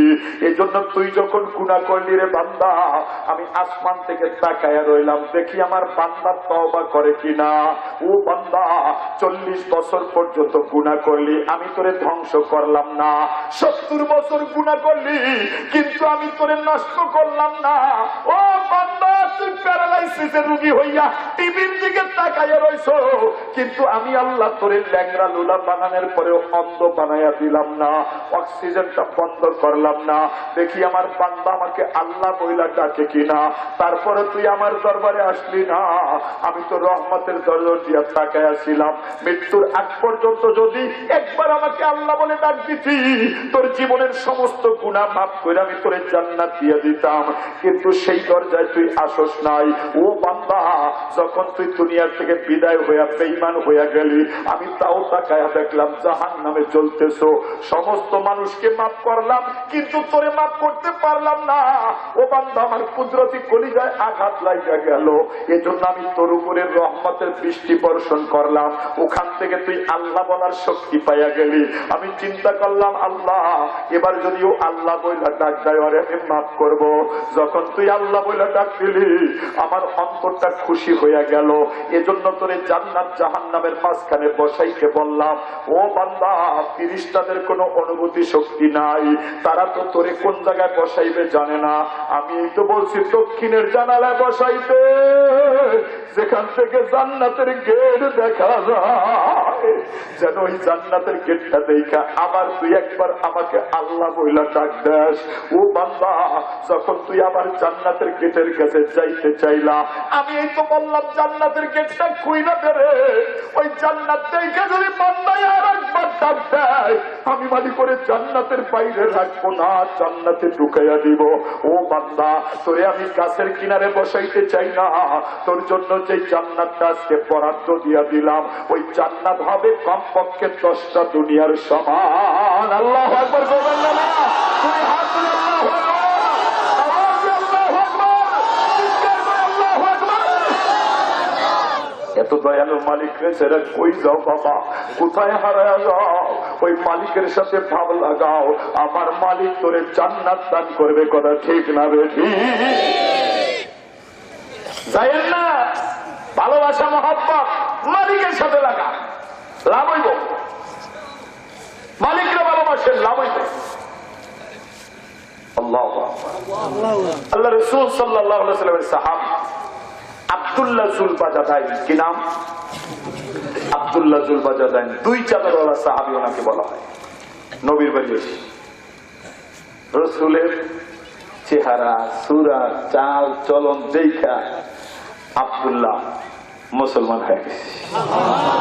নবী তো নবী, ওটা ওয়াজ করে আমি বুঝাইতে পারবো আপনাকে, কি বলেন? আল্লাহ রাসূল একদিন ঘরে আসছে, আয়েশা বলে, আম্মা আয়েশা, হুমায়রা হুমায়রা। রাসূল তো আম্মাজানকে হুমায়রা বলে ডাকতেন। কোন স্বামী যদি মহব্বতের সাথে তার স্ত্রীকে কোন অর্থবোধক নাম ধরে ডাকে, এটা নবীর সুন্নাতের লাগে মিলা যায়। সিদ্দিকে একবারের রাখা নাম হলো আয়েশা, আর নবী নাম রাখলেন কি? হুমায়রা। যার বিবাহ হয়েছে আসমান থেকে, জিবরাইল আমিন আয়েশা রেশমি রুমালের মধ্যে ধরছে, ইয়া রাসূলুল্লাহ, আল্লাহ জিজ্ঞেস করছে মেয়েটা আপনার পছন্দ হয়নি, দেখেন তো, চেনেন? আমি তো ভালো করে চিন্তাছি না, এটা হলো আবু বকরের মেয়ে, এর নাম আয়েশা। দেখতে তো ভালোই লাগতেছে। আল্লাহ প্রস্তাব পাঠাইছে, আপনি রাজি থাকলে আবু বকরের কাছে বলেন, বিবাহের ইন্তজাম হয়ে গেল ইনশাআল্লাহ। আম্মা জান আয়েশার এত দাম, যার শানে কোরআনের 10টা আয়াত নাযিল হয়েছে, তার পবিত্রতা বয়ান করা। আম্মা জান বলেন, আমি সেই নারী যার রানের উপরে কোরআন নাযিল হয়েছে। আমি সেই মেয়ে যার রানের উপরে ঘুমাইয়া ঘুমাইয়া আল্লাহর হাবিব দুনিয়া থেকে বিদায় হয়েছে। আমি সেই আয়েশা যার চাবানো মেসওয়াক দিয়ে নবী বিদায়ের আগে মেসওয়াক করছে। আমি সেই সৌভাগ্যশীলা একজন নারী যার জায়গার মধ্যে আল্লাহর রাসূল ঘুমাইছেন। আমি সেই আয়েশা যার ঘর থেকেই কিয়ামতের ময়দানে নবী উঠা যাবে। আম্মাজান পানি পান করতেছেন, রাসূল বলতেছেন, আয়েশা গ্লাসের থেকে একটু পানি বাঁচায় রাখো, তোমার হাবিব ওই পানি পান করব। এসার আগে দুয়া শুনলেন, স্বামী আল্লাহ কইছে, নাজারে রাসূল কইছে যে স্বামীরে সেজদা করতে কইতো আল্লাহ দুনিয়া কেউ রেছে, কথা ঠিক না? শুনেন না? কিন্তু স্বামীরাও স্বামীর মতো অন লাগবো। কথা কি বুঝাইতে পারলাম না? স্বামী যদি স্বামীর মতো না হয়, তার ওর পৌরে আল্লাহ একটা আজরাইল বানিয়ে বানাই দেয়। স্বামী যদি আলী হয়, তাহলে স্ত্রীটা ফাতেমা হয়। স্বামী যদি পাটপার হয়, ওর স্ত্রী আর একটা পাটপার হয়। কথা ঠিক না বেঠি? আত-তাইয়্যিবুনা লিত-তাইয়্যিবাত ওয়াল খাবিসুনা লিল-খাবিসাত। ভালোর জন্য ভালো, খারাপের জন্য খারাপ। আলীর জন্য ফাতেমা, ফাতেমার জন্য আলী, চোরের জন্য চোর, আর পাটপারের জন্য পাটপার। তুমি যেমন পাইবা তেমন। কথা ঠিক না বেঠি? সব স্ত্রীর পর আল্লাহ চাপায়া দেয় নাই, বরং স্বামীকে স্বামীর ব্যবহার আখলাক শিখেছে। দোজাহানের বাচ্চা বলতেছেন, আয়েশা, যেই গেলাসে পানি পান করছো, অর্ধেক পানি বাঁচায় রাখো, ওই পানিটা আমি নবী পান করতে চাই। আর আপনারা যদি স্ত্রী গেলাস না ধুইয়া পানি দেয়, তাই আপনি তো মনে করবেন যে এই মহিলা কোন বংশ ছাড়া মহিলা বিয়ে করছে, ও স্বামীর সম্মানও বুঝে না। আছে না নাই? একটা জমানা তো এরকম জাহেলের জমানা ছিল। আমার দাদি বয়ান করছে, ঘটনাটা শুনে আপনাকে। দুই ছেলে, তা বউ কটা? দুইটা, দুইজনে জাল আর কি। ওই সময় খুব অভাব ছিল। আমি দেখছি মানুষ পুকুরের মাটি দিয়ে মাথা ধুইছে। দেখেন না আপনারা এগুলি? কথা কথা দেখেন না? কলা গাছের পাতা পুইরা তারপর খেতা দিচ্ছে, কাপড় দিচ্ছে। এটা আমার দেখা যায়। এইরকম অভাব মানুষের ছিল। তো ভাত খাইতে বসে সকালবেলা, তখন মানুষ নাস্তা খাইতো অল্প, দুপুরে ভাত খাইছে। ভাত লইছে 2 মুঠ, আর পানি লইছে বাসন বইরা। ওটা ভালো করে কষলাইয়া পানির লাগে মিলাইয়া। সামনে ছিল মরিচ গাছ, ওখান থেকে 2 বউ 2টা মরিচ লইছে। এটা আমাদের দেশে কি বলে, বাইরের মরিচ আর কি। এক অংশ কালো আর এক অংশ সবুজ। হ্যাঁ, এই মরিচটা ভাঙলে খুব ঘেরান, আবার মনে করেন ঝাল। দাদি কয় 2 বউ 2টা লইছে, একজনে পাইঙ্গা একেবারে ভাতের লাগে মিলে দিচ্ছে, আর আর একজনে এখনো ভাঙে নাই। এর মধ্যে শাশুড়ি আইছে বাইরে থেকে, তোমরা দুইজনে একসাথে কই গেলা? কয় আম্মা ভাত খেতেছি। গেছে দৌড়ে পরে যাই, ওই যে বউ ভাঙে নাই যেতে মরিচ একসাথে গিলালে, আর যেটা ভাঙছে ওটার গান কেমন, ও গান মরিচ ওর বাসন হলে শাশুড়ি নাক দিয়ে ঘেরান নেয়ার কেউ, এইভাবে আমার মরিচ গুলি শেষ করো না। যেটা গিলে হালাইছে ওটা বেঁচে গেল গা, ও তার বাস্তা না। দাদি কয় যে কোনো কথা মতো থুইয়া গেল গা হালকাতে। ছেলেরে কি কইছে না কইছে, গরু পিনানের লাঠি আইনে এমন বাড়ি দিছে, তাদের ধরার আগে উঠে গেল গা। এইরকম জুলুম একটা জমানায় ছিল। কথা ঠিক না বেঠিক? শাশুড়ি ভাত পাইরা না দিলে ছেলের বউ ভাত খাইতে পারে না, সাহস ছিল না। ওইটা ছিল জুলুম। এখনো যেটা বউরা করে, এখন আবার বউ বাইরে না দিলে শাশুড়ি খাইতে পারে না। আগের দেওয়া ছিল জুলুম, এখনো জুলুম। কারণ আগেও ইসলাম ছিল না, এখনো ইসলাম ছিল না। মন যা চায় তা। আর নবীর জীবন দেখো, জামাইরা দেখো ভালো করে। তোমার তো ওইটা মন চায় না, তোমার আকাম করতে মন চায়। বউরে ফোন দিবা না, খবর লেবা না, ওই টেকপার বাজারে যায় খালি বান্ধবীরে ফোন দিবা, আর একজনে ফোন দিবা, তুমি কেমন আছো, তোমার লাগে জীবন যায়, তোমার লাগে এই হয় ওই হয়। আর ঘরের মধ্যে বউজে পড়ে রয়েছে, কোনটার সময় নাই। বহুর দাম তো আমি বিশাল ব্যস্ত। বাজার থেকে আইলে মনে হয় ঘরের মধ্যে মিনি আজরাইল এসে, এই যে কি সিরাবিল আইছে, হ্যাঁ আমার শাকটা ধরলো না, আমার বুতমটা খুললো না, কি বউ আছে খামাকা, ঘুমাইতে গেছি তুই, মনে হয় সব কাম হাই করেছি। আর ঘরে যে বেটি সারাদিন দৌড়ে দৌড়ে রান্না বান্না করছে, একদিন রাইতে হতে কেমন লাগে? হয়তো হাত করে দেবো, নাহলে পাও করে দেবো, নাহলে মতো হবো না। থানা হিসাবে যেমন একটা ঘটনা শোনাই আপনাকে, কথা বলুন তো। থানা হিসাবে বিচার গেছে, মানে 2 জন বউ আর জামাই হাল চাষ করতে গেছে। জামাই বউর ভাত নিতে দেরি হয়েছে। বউ কইতেছে যে, এই তুমি আসরের সময় ভাত নিয়ে আইছো, আমি সারাদিন হাল চাষ করি না। তো বউ কইতেছে, লাখ গোল্লা ধরে রাখছো তাই এত কষ্ট। আর আমার যে পেঁয়াজ কাটতে হইলো, মরিচ কাটতে হইলো, জল কাটতে হইলো, পোলা থামাইতে হইলো, রান্না করতে হইলো, আমার কষ্ট নাই? এটা কোনো কষ্ট হলো নাকি? বইয়া বইয়া একটু রান্না করবা? তো বউ কয়, তাহলে ঠিক আছে, কালকে আমি হাল চাষ করবো আর তুমি রান্না করবা। আচ্ছা ঠিক আছে চলো দুজনে এই কামই করি। তো পরের দিন গেছে, জামাই গেছে রান্না করতে, বউ গেছে হাল চাষ করতে। হাল চাষ করতে যে লাঙ্গল যে ধরে রাখতে হবে শক্তি লাগবো না, ওই প্রথমে এই গরুর পাও কেটে এনেছে, পাও কেটে বই রয়েছে, হাল তো আর চাষ হয় না, গরু আটতারে না। আর জামাই যে একজন মেজর গাড়ি দিয়ে আগুন জ্বলে গেছে, প্রথমে আঙ্গুল ঘুরে লেগেছে, আঙ্গুল ঘুরে পাকাইতে পাকাইতে দেরি হইতেছে। আর এদিক দিয়ে মনে করেন গরুর পাও কেটটা হাল চাষ করতে সন্ধ্যা পার হয়ে গেছে, তারপর গেছে ভাত লইয়া জামাই যাওয়ার আগে কেউ আজকে এত দেরি হইলো, আমি তো আত্মুরিয়া লাগছি, তোমার আলসার যে কম হইলো, আমি তো গরুর গোবার করতে এলেছি। তাইলে বোঝা গেল আল্লাহ যারে যে কাম দিছে সেই কামই করতে হইব, একজন আর একজনটা করতে যাইও না। তুমি তোমার আল চাষ করো, আমি আমার কাম করি, আমারটাও বড় তোমারটাও বড়। এটা বুঝতে হবে স্বামীকে, বুঝতে হবে একটা ছেলে পেলে লালন করা এত সহজ না। এই বুঝ স্ত্রীকে দিতে হবে। তুমি যদি স্ত্রীকে মন থেকে ভালোবাসবা, সেও তোমাকে ভালোবাসবে।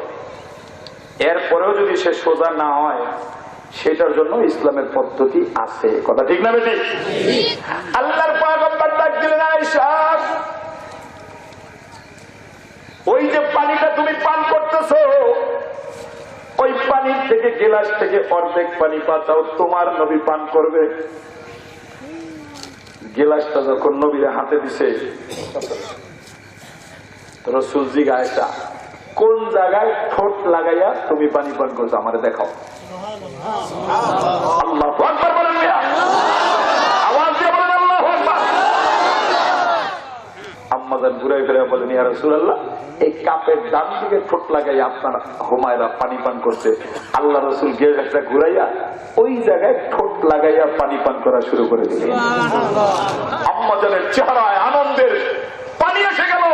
ও আখিরি জামানার পয়গম্বর সারা পৃথিবী পরিচালনা করেন, তারপরে আপনার বিবির মনোরঞ্জনের এত চিন্তা, আল্লাহ আপনার ভালো করুন। কোথায় আছো বাবা? ওই নবীরে ভালোবাসবে না কাকে ভালোবাসবে?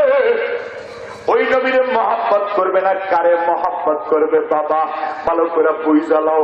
হযরতে আব্দুল্লাহ বিন বাজাদাই রাদিয়াল্লাহু তাআলা আনহু নবীর কালিমা পয়রা মুসলমান হইয়া ঈমানকে ওসিলা বানাইছে যেন জান্নাতের মালিক হইয়া যাওয়া যায়।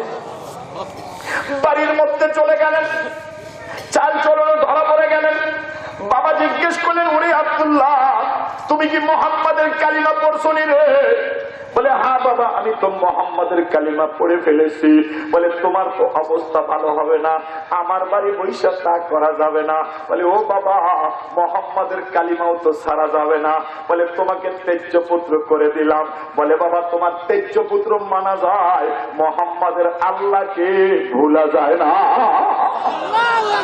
বাবা ডাকতে বলে, আব্দুল্লাহ রে, তুই বাড়ির থেকে বের হইয়া যা। আব্দুল্লাহ ডাকতে বলে, সালাম বাবা, বের হইয়া গেলাম, কিন্তু আমি নবীরে ছাড়তে পারবো না। আব্দুল্লাহ যখন নবীর বাড়ির দিকে দৌড় দেয়, বাবার হিংস্রতা পাইরা যায়। ও বাবা, আস্তে করে একটা সন্তানের পিছনে অনেকগুলো মানুষ লাগাইয়া দেয়, তোরা আব্দুল্লাহরে আঘাত কর। আব্দুল্লাহ যেন সুস্থভাবে মুহাম্মাদের বাড়ি যাইতে না পারে। আঘাতে আঘাতে আব্দুল্লাহ দুর্বল হয়ে যায়। আব্দুল্লাহর রক্তে মরুভূমির মাটিটা যখন লাল হয়ে যায়, আব্দুল্লাহ চোখের পানি ফেলায় আর চিৎকার করে ডাকে, বাবা বলে, তুই মুহাম্মদ রে ছাইরা দে। আর আব্দুল্লাহ ডাক দেয়, ওরে বাবা, জীবন যাইতে পারে কিন্তু মুহাম্মদকে ভুলা যায় না। রক্তাক্ত আব্দুল্লাহ জমিনের মধ্যে পড়ে গেছে। আব্দুল্লাহ রক্তে মরুভূমির পানিটা লাল হয়ে গেছে।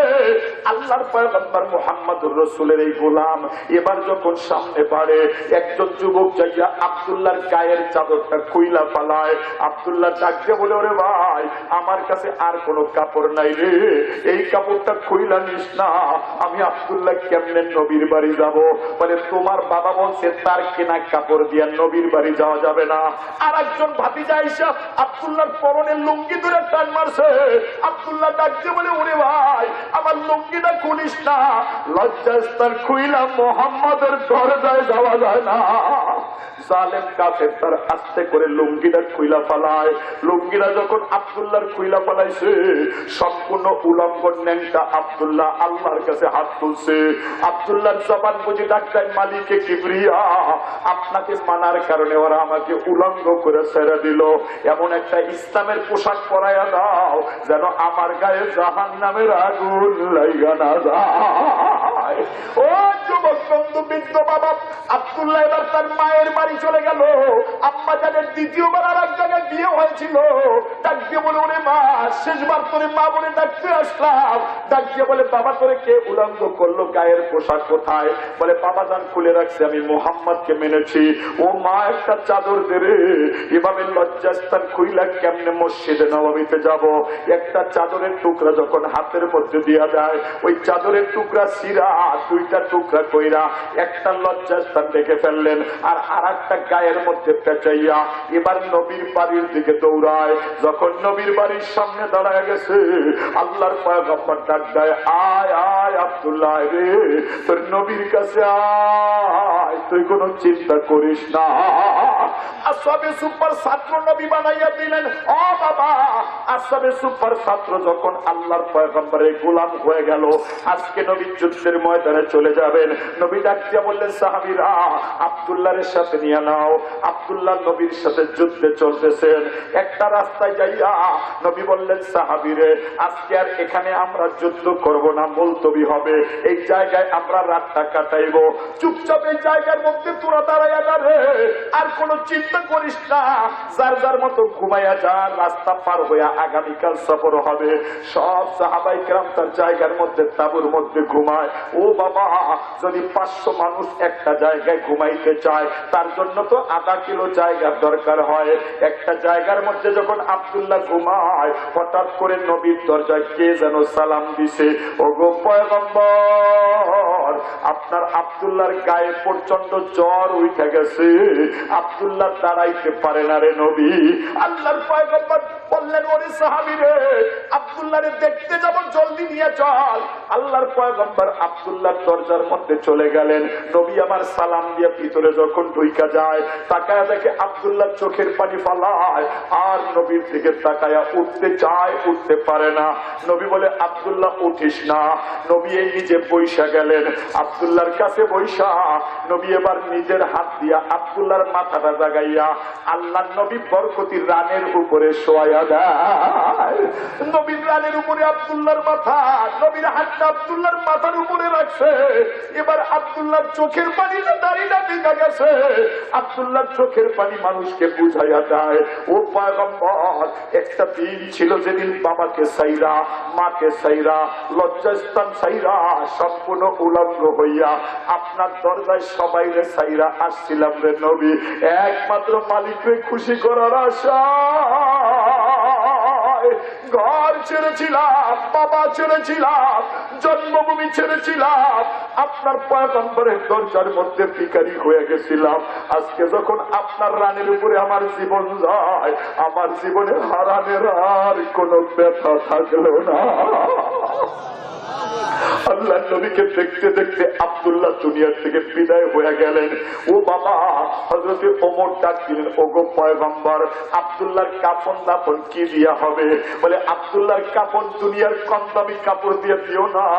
আব্দুল্লাহ লজ্জাস্থান খুইলা কাপড়টা টাইনা হেসরায়া সিরা বানাইয়া উলঙ্গ বানাইয়া নবীর বাড়ি দিছে। ওরে ওরে একটা দামি কাপড় পরাইয়া কবরে শুয়াইতে চাই। হযরতে ওমর ডাক দিয়ে বললেন, ওগো পয়গম্বর, আব্দুল্লাহকে কোন কাফনের কাপড় দিয়া কবরে শোয়াইতে চান? বলে, ওমর, আমি মুহাম্মাদের গায়ের চাদর খুইলা দিলাম, আমার চাদর পরাইয়া আমার আব্দুল্লাহর কাফন দিয়া দাও। হযরতে ফারুকে আযম তাকায়া রইছে নবীর আচরণ দাইকা। বলে, আমার আব্দুল্লাহ যখন তোর নবীর বাড়ি আসছে, নিজের গায়ের পোশাকরা খুইলা রাখছে, তোরা তাকাইয়া দেখ রে, আমার মাওলায় আব্দুল্লাহর গায়ের মধ্যে নবীর পোশাক পরাইয়া দিছে।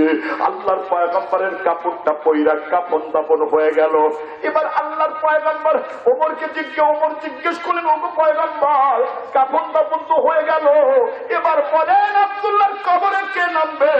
আল্লাহর পয়গম্বর ডাক দিলেন, বলেন ওগো ওমর, আব্দুল্লাহর কবরে তোমরা কেউ নাইমো না। কারণ দুনিয়ার মাসলা হলো এমন যে যার যত আপন সেই তো তার কবরের মধ্যে নামে। আমি মোহাম্মদ আব্দুল্লাহর আপন, আমি ছাড়া কবরে কেউ নাইমো না। আল্লাহর পয়গম্বর লাফজি আব্দুল্লাহর কবরে নাইমে গেলে সাহাবায়ে কেরাম আশ্চর্য হয়ে গেল। ওরে আব্দুল্লাহ, তোর কপাল কত ভালো রে, আখিরি জামানার পয়গম্বরের কাপড় লইয়া তুই কবরে ঘুমাইয়া গেলা। আল্লাহর পয়গম্বর ডাক দিলেন, আবু বকর, হাতটা বাড়াইয়া দিলাম, তোমার ভাইয়ের লাশটা দাও, কিন্তু যেন বেয়াদবি না হয়, আস্তে করে ধইর। ফারুক আযম আস্তে করে লাশটা নবীর হাতের মধ্যে দিলেন। আল্লাহর পয়গম্বর আব্দুল্লাহ জুলফাজাদাইকে কবরে শোয়াইয়া মাথার মুটকি খুইলা পায়ের মুটকি খুলে দিলেন। এবার দুইটা হাত আসমানে বাড়াইয়া নবী ডাক দেয়, আল্লাহ, এই যে আপনার বান্দা আব্দুল্লাহ একদিন উলঙ্গ হইয়া আপনার নবীর আশ্রয় আসছিল, নবীরে ভালোবাসা নবীর দরজায় ঠাইকে গেছিল, বাবারে ভুইলা গেছে, মাকে ভুইলা গেছে, আপনার নবীর মোহাম্মতে নবীর বাড়ি পয়লা রয়েছে। আব্দুল্লাহর আজকে খালি মরুভূমির মাঝে আপনার নবী রাইখা গেল। ও মালিক, আমি মোহাম্মদ আব্দুল্লাহর পর রাজি, আপনিও আব্দুল্লাহর পর রাজি হইয়া যান। হযরত ফারুক আযম চিৎকার করে কান্না শুরু করলেন। সাহাবীরা বলে, কেন আমার তুমি কাঁদো রে? বলে, তোরা বুঝতে পারবি না আব্দুল্লাহর কপাল কত ভালো রে। আজকে যদি এই জায়গার মধ্যে আব্দুল্লাহ না ঘুমাইয়া আমি ওমর ঘুমাইতে পারতাম, তাহলে ইসলাম ধর্ম গ্রহণ করা আমার জন্য সার্থক হইয়া যাইত। আল্লাহু আকবার। ও যুবক বন্ধু, বৃদ্ধ বাবা, সাহাবীরা পর্যন্ত ওসিলা তালাশ করছেন, ওই আমলের মাধ্যমে, যেই আমল দ্বারা আল্লাহ রাজি হয়ে যায়। আল্লাহর পয়গম্বর বয়ান করছেন, মান আহাব্বা সুন্নতি ফাকাদ আহাব্বানি ওয়া মান আহাব্বানি কানা মাই ফিল জান্নাহ। যে আমি নবীর সুন্নাতকে অনুসরণ করবে, সে আমাকে কেমন যেন ভালোবাসা ফলাইলো, যে আমাকে ভালোবাসলো সেই তো আমার সাথে জান্নাতে যাবে। ও বাবা, বুঝা দাও, আল্লাহর নবী দুনিয়ার থেকে বিদায় হয়ে যাবেন, আর মাত্র কয়েকটা দিন বাকি। জিবরাইল এসে গেলেন, আজরাইল এসে গেলেন। নবী আপনাকে বন্ধু সালাম দিছে, যাইতে বলছে, যাবেন কি না তাও জানাইতে বলছে। নবী ডাক দিয়ে বলে, আজরাইল, আমি জিজ্ঞেস করতে চাই, যদি আমি যাইতে না চাই বন্ধু কি বলছে? বলে, আপনি যদি যাইতে না চান তাহলে বন্ধু আপনাকে বইলা দিছে, বেয়াদবি যেন না করি, বন্ধুর কাছে চইলা যায়, আপনার অনুমতি ছাড়া আপনার নেওয়া যাবে না। আল্লাহর পয়গম্বর জিবরাইলকে ডাকলেন, জিবরাইল, আমি যেতে চাই, কিন্তু যাবার আগে দুইটা জিনিস চাই না যাইতে চাই। এক নম্বর, বন্ধুরে বলবা আমার জানবার মোবারক শহীদ করা দ্বীনের দায়িত্ব কে নিবে। দুই নম্বর, বন্ধুরে জিজ্ঞেস করে একটু আসো, আমার উম্মতের জিম্মাদার কে হইয়া যাবে। ও বাবা, এই জিম্মাদারির দায়িত্ব যখন আল্লাহ নিয়ে নিলেন, এবার আল্লাহর পয়গম্বর ডাক দিলেন, ও সাহাবী ফজল ইবনে আব্বাস। হযরতে ইবনে আব্বাসের সন্তান হযরতে ফজল, নবীর চাচাতো ভাই, নবীর চাচাতো ভাই। ইবনে আব্বাস এমন সাহাবীর বাবা, যারে ওসিলা কইরা মদিনায় ওমর আল্লাহর কাছে বৃষ্টি চাইতেন। আল্লাহু আকবার। মদিনায় অনাবৃষ্টি শুরু হয়ে গেছে, দুর্ভিক্ষ শুরু হয়ে গেছে। হযরত ওমর ডাক দিয়ে বলে, আব্বাস, তুই আমার কাছে আয় রে, ওরে তোর বুকের সাথে নবীর বুকটা লাগছে, তোরে ওসিলা করে দোয়া করলে আল্লাহ ফিরাইবে না। এবার ইবনে আব্বাসকে সামনে রাইখা ওমর হাত তুললেন, ও মালিক, আপনার নবীর সাহাবী ইবনে আব্বাসের ওসিলা দিয়া বললাম আপনি আসমান থেকে বৃষ্টি শুরু করে দেন, সাথে সাথে মদিনায় মরুভূমিতে বৃষ্টি শুরু হয়ে যায়। আল্লাহু আকবার। বাবা, ভালো করে বুঝা দাও, নবী ডাক দিলেন, ফজল ইবনে আব্বাস, জি আল্লাহর পয়গম্বর। বলে, একটু মদিনার মানুষগুলোকে ডাকো, আমার একটা কথা আছে। কি কথা বলবেন গো পয়গম্বর? বলে, সবাইকে একটু জমা করে বলো। সবাই যখন এসে গেছেন, নবী ডাক দিলেন, সাহাবীরা, তোমাদের আমার উপরে কোনো দাবি আছে কিনা একটু বলো। একজন সাহাবী ডাক দিয়ে বলে, নবী আমার একটা দাবি আছে। কি দাবি? বলে, ও পয়গম্বর, আপনার কাছে আমি 3টা টাকা পাইতাম। বলে কেমনে 3 টাকা পাইলে একবার মনে করাইবানি। বলে নবী ভিক্ষুক আসছিল, ভিক্ষা দিতে পারেন নাই, আমার কাছ থেকে নিয়েই তো ভিক্ষা দিয়েছিলেন। আপনি যদি চান তাহলে ভিক্ষাটা ওই টাকাটা পরিশোধ করতে পারেন। নবী ডাক দিয়ে বললেন, ফজল, মুহাম্মাদের কাছে 3টা টাকা নাই রে, কেমনি আমি ঋণ পরিশোধ করব? ঘরের মধ্যে 3 টাকার মাল নাই। ও ফজল রে, তুমি একটু ঋণের দায়িত্বটা নিবানি। ফজল ইবনে আব্বাস চোখের পানি ছেড়ে দেয়। ও গো পয়গম্বর, কিসের 3 টাকা? আপনি যদি বলতেন আমার জীবন দিতে হবে, আমি রাজি হয়ে যাইতাম। কিছুক্ষণ পরে নবী আবার ডাক দিলেন, ও সাহাবী রে, আর কারো কোনো দাবি আসেনি রে? একজন সাহাবী ডাক দিয়ে বললেন, ওগো পয়গম্বর, আমার একটা দাবি আছে। আপনি আমার পিঠের মধ্যে একটা বাড়ি মারছিলেন, ওই বাড়ির প্রতিশোধ আজও নেওয়া হয় না। সাহাবী ডাক দিয়ে বলে, পয়গম্বর, ওই বাড়ির প্রতিশোধ নিয়ে নিব যদি অনুমতি দেন। নবী ডাক দিয়ে বলে, তুমি কি মনে করাইবা? সব ঘটনা মনে করাইয়া দিলেন। এবার পয়গম্বর ডাক দিছে, সাহাবী যাও যাও, তোমার ঘরের মধ্যে চলে যাও। ও ফজল, ফাতেমার দরজা যেয়ে দেখো একটা লাঠি ঝুলতেছে, ওইটাই মনে হয় সেই লাঠি যে লাঠি দিয়ে আমি আমার সাহাবীর গায়ের মধ্যে একবার বাড়ি মেরেছিলাম। লাঠিটা ফজল ইবনে আব্বাস আনতে চলে গেলেন। ফাতেমা জিজ্ঞেস করে, ফজল রে, লাঠি দিয়া কি করবে? বলে, ওই যে কে যেন পয়গম্বরের প্রতিশোধ নিতে চায়। বলে, ও ফজল, কে বাবার প্রতিশোধ দেবে মৃত্যুর সময়? হাসান, তোমরা দরজায় চলে যাও, কেউ যেন নানার গায়ের মধ্যে হাত না দেয়। সরওয়ারে কায়নাতের জায়গায় বসে সাহাবীকে দেখাইলেন, ও সাহাবী, লাঠিটা চিনতে পারছনি? সাহাবী ডাকতে বললেন, ওগো পয়গম্বর, এইটাই তো সেই লাঠি যেই লাঠি দিয়ে আপনি বাড়ি মারছিলেন। এবার লাঠিটা যখন হাতের মধ্যে নাই, রাসূল বললেন, সাহাবীর লাঠিটা ধরো, জলদি করে বাড়ি মার, তোর নবীর সময় কিন্তু বেশি বাকি নাই। সাহাবী যখন নবীর পিছের মধ্যে চলে যায়, অন্য সাহাবীরা হাতটা জোর করছে, সাহাবী, নবীর পিঠে বাড়ি মারিস না, আমরা সহ্য করতে পারবো না। সাহাবীর চোখের পানিতে দাড়িটা ভিজে যাইতেছে, কিন্তু সে প্রতিশোধ নেওয়ার বেলায় ছাড় দিতে রাজি না, চুপচাপ তার জায়গার মধ্যে দাঁড়িয়ে আছে। বাবা, ইতিমধ্যে নবী বললেন, বাড়ি মার। বলে, নবী, আপনাকে বাড়ি মারা যাবে না, কারণ আপনি যখন বাড়ি মারছেন আমার পিঠের মধ্যে কোনো চাদর ছিল না। ও নবী, আপনার পিঠে তো একটা চাদর দেখা যায়, আপনি চাদরটা খুলে ফেলেন, আমি বাড়ি মেরে চলে যাই। আল্লাহ নবী যখন চাদর খুলে ফেলছে, সাহাবী পিছন থেকে যাইয়া নবীরে জড়াইয়া ধরছে। ইয়া রাসূলুল্লাহ, আপনি কি মনে করছেন আমি আপনার পিঠের মধ্যে বাড়ি মারতে পারবো? ও পয়গম্বর গো, আপনার চেহারা দেখলে ক্ষুধা ভুইলা যাইতাম, আপনার দিকে তাকাইলে জীবনের সব কষ্ট ভুইলা যাইতাম। আপনারা কি বাড়ি মারতে পারি রে নবী? আমি বাড়ি মারতে আসি না। আপনি 2 দিন আগে বললেন আর আপনি আমাদের মাঝে থাকবেন না, আমি পাগল হইয়া গেলাম। কোন আমল নিয়ে আমি মালিকের কাছে যাব, যে আমলে আমার মালিক রাজি হইবে? ও পয়গম্বর, যখন সুযোগ পাইয়া গেলাম, আপনার বুকের সাথে আমার পিঠের সাথে বুকটা লাগাইলাম। নবী, আমার জীবন ভর একটা আশা ছিল আপনার মোহরে নবুয়তের মধ্যে একটা চুমা দিব। পয়গম্বর, সেই সুযোগ কোনদিন আপনার সাহাবী পায় নাই। এবার যখন সুযোগ পাইয়া গেলাম, ওই ঠোঁটটা দিয়ে আপনার মোহরে নবুয়তের চুমা দিলাম, যেন আমার মালিক খুশি হইয়া যায়। ও পয়গম্বর, হইতে পারে এটা আমার নাজাতের ওসিলা হয়ে যাবে। ও যুবক বন্ধু, বৃদ্ধ বাবা, শুধুমাত্র নবীর হায়াতেই সাহাবায়ে কেরাম ওসিলা তালাশ করেন নাই। আল্লাহ নবী দুনিয়ার থেকে বিদায় হয়ে গেছেন, কবরে নবীর লাশটা রাখা হয়েছে। বাবা, হযরতে আলীকে মুগীরা ইবনে শুবা ডাক দিলেন, ও আলী, আমার হাতের আংটিটা কবরে পড়ে গেছে, একটু উঠাইতে পারবো নি যদি তুমি অনুমতি দাও? বলে, অনুমতি দেওয়া হলো, নাইমা যাও। লাফ দিয়া কবরে যাইয়া মুগীরা ইবনে শুবা কিসের আংটি নেবে, আমার নবীর কপালটা চুমা দিয়া ধরছে, আর সারে না। ও পয়গম্বর, বিদায় বেলা আপনাকে বিদায় দিতে পারি নাই, শেষবার বিদায় দিতে আসলাম, যেন এটা নাজাতের ওসিলা হইয়া যায়। ও যুবক বন্ধু, তোদেরকে কি শুনাইব রে? আল্লাহ নবী দুনিয়া থেকে বিদায় হয়ে যাবে, তারও 1 একটা বছর আগের ঘটনা বাবা।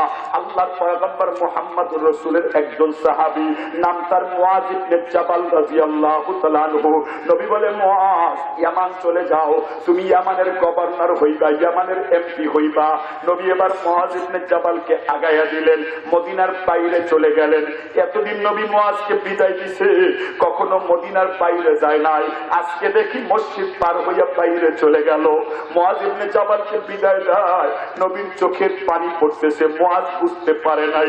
মুআজ ইবনে জাবাল যখন 20-30 হাত দূরে গেছে, হঠাৎ করে পিছন থেকে নবীর কোমল আওয়াজ, উনজুর ইলাইয়া ইয়া মুআজ, মুআজ তোর নবীর দিকে একটু তাকাইয়া দেখ।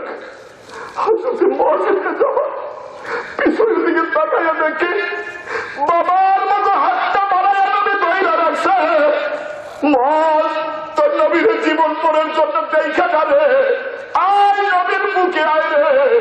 হযরত মুআজ ইবনে জাবাল ওখান থেকে পাগলের মতো দৌড় মারলেন, নবীর বুকের মধ্যে আইসা ছাপ দিলেন।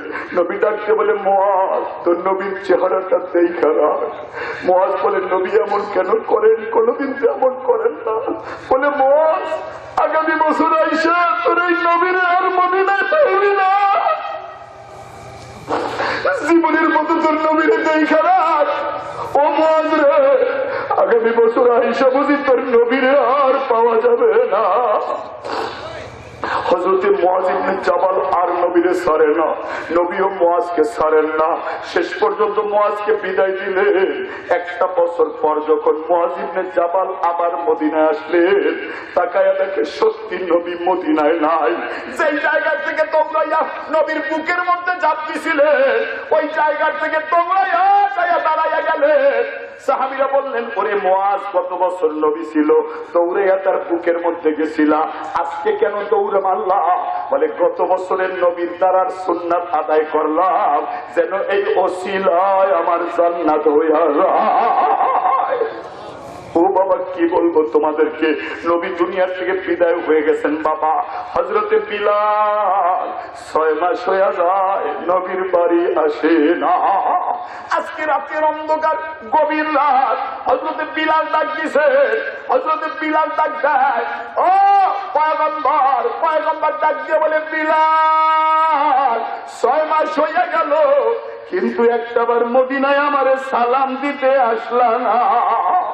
বিলাল ডাক দিয়ে বলে, ওগো পয়গম্বর, যেই মদিনায় আপনি নাই, ওই মদিনায় তো বিলাল থাকতে পারে না রে নবী। ওই মদিনায় কেমনে বিলাল সময় কাটাইবে? নবী বলে, তাই বলে কি আমার একটা সালাম দিতেও আসবা না? সিরিয়া থেকে বিলাল পাগলের মতো দৌড় দিলেন, শাম দেশ থেকে রওনা দিয়ে দিলে। 1 মাসের রাস্তা 15 দিনে বিলাল দৌড়ায়, মদিনায় আইসা গেছে। মদিনার চতুর্দিকে বিদ্যুৎ গতিতে খবর ছড়াইয়া গেছে, ওরে নবীর জামানার মসজিদ বিলাল মদিনায় আইসা গেছে। মানুষগুলো ভিড় জমাইছে বাবা। এবার সাহাবীরা ডাক দেয়, ওরে বিলাল, একটু মিনারে দাঁড়াইয়া নবীর জামানার আজান শুনাইয়া দে, আমরা বহুদিন তোর আজান শুনি না। বিলাল ডাক দিয়ে বলে, বন্ধুরে, এই অনুরোধ করিস না, বিলালের কলিজা ফাইটা যায়। যেই আজানের পরে নবী নামাজ পড়াইব না, ওই আজান বিলাল কেমনে দিলে? আমি আজান দিতাম আর আশহাদু আন্না মুহাম্মাদুর রাসূল বলতাম, আর তাকায়া দেখতাম নবী বইয়া রইছে। আমি তাকায়া দেখতাম ওই যে আমার পয়গম্বর বইসা রয়েছে। আজকে যদি আজান দিতে যাই, এই কোণার মধ্যে নবীরে পাওয়া যাবে না, আমারে বাঁচায় রাখা যাবে না, আমি আজান দিতে পারবো না। সাহাবায়ে কেরাম হযরত হাসানের কাছে চলে গেলেন, হুসাইনকে ধরে ফেললেন। ও দুই ভাই, তোমরা একটু বিলালকে অনুরোধ করো, বিলাল যেন একবার আজানের ইন্তজাম করে দেয়। দুই ভাই যাইয়া বিলালকে বুঝাইতে চাই, ও বিলাল ভাই, তোমার নবী মদিনায় নাই, আমাদের দিকে তাকায়া দেখো, তোমার নবীর ছবি দেখা যায়। হযরত বিলাল হুসাইনকে জড়ায় ধরলেন, বলো দুই ভাই কেন আসছো রে? বলে, ও বিলাল ভাই, মদিনার সাহাবায়ে কেরাম জমা হয়ে আমাদেরকে ধরছে, একটু আজান দাও, আমার নানার পরিশ হিসাবে তোমাকে বললাম। বিলাল ডাক দিয়ে বলে, হুসাইন, মদিনার সমস্ত মানুষও যদি অনুরোধ করত, বিলাল আজান দিতে যাইতো না, কিন্তু তোমরা এমন দুইজন মানুষ রে, তোমাদেরকে ফিরাইয়া দিলে মদিনাওয়ালা বেজার হয়ে যায়। আমি আজান শুরু করে দিলাম যেন এটা কিয়ামতের জন্য নাজাতের ওসিলা হয়ে যায়। বিলাল যখন আজান শুরু করে দিছে, মসজিদে নববীর চতুর্দিকে বোরকা পইরা মায়েরা পর্যন্ত ভিড় জমাইছে। একজন মায়ের ছোট্ট বাচ্চা তোর মায়েরা মায়ের কাছে চলে গেছে, ও মা, ও মা। বিলাল যখন আজান দিত, কিছুক্ষণ পরেই তো আমাদের নবী যায় নামাজে ইমামতি করত। ও মা, 6 মাস তো বিলাল ভাইয়ের আজান শুনলাম না, নবীর নামাজ পড়াইতে দেখলাম না। আজকে হঠাৎ করে বিলালের আজান শুনতে পাইলাম। মাগো, কিছুক্ষণ পরে কি নবীর নামাজ শুনতে পারবো? আমার একটু বোঝা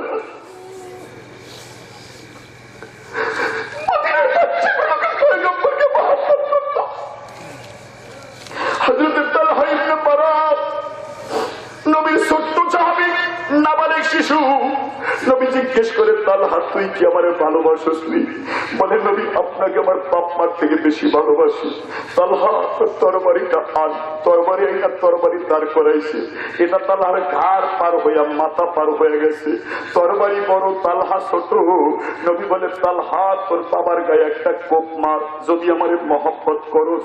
তালহা দৌড়াইয়া একটা কোপ মারতে গেছে। নবী হাতটা ধরে বলে, তালহা তোরে পরীক্ষা করলাম, বাবারে মারিস না। তালহা অসুস্থ হইয়া বললেন, নবী দেখতে গেলেন, কিন্তু তালহা বেহুশ।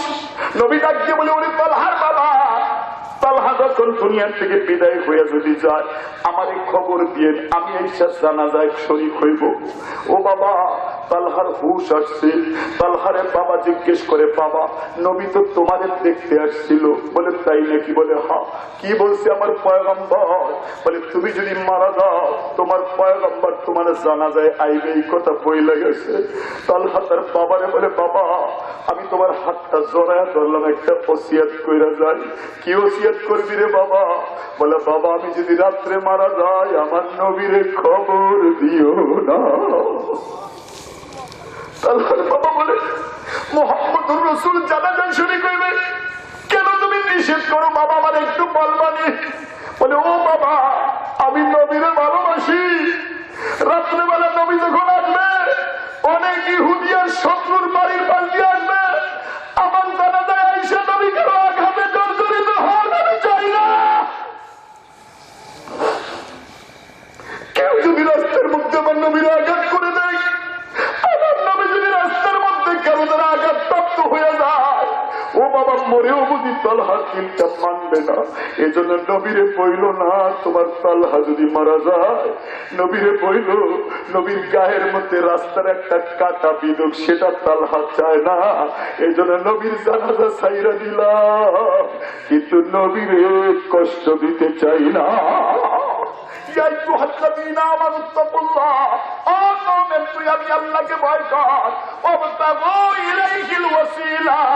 আর জীবনে যতদিন পয়সা থাকবা বাবা, শুধুমাত্র ওসিলা তালাশ করবা। কিসের মাধ্যমে? ঈমান ওয়া ওয়াল আমালু বিমা ইয়ারজিহি। 1 নম্বর ঈমান আনবা, আর আমল করবার মালিককে খুশি করার জন্য নেক কাজ করবা। কোন কারণে তোমার মালিক খুশি হবে কেউ জানে না, কথা ঠিক না রে?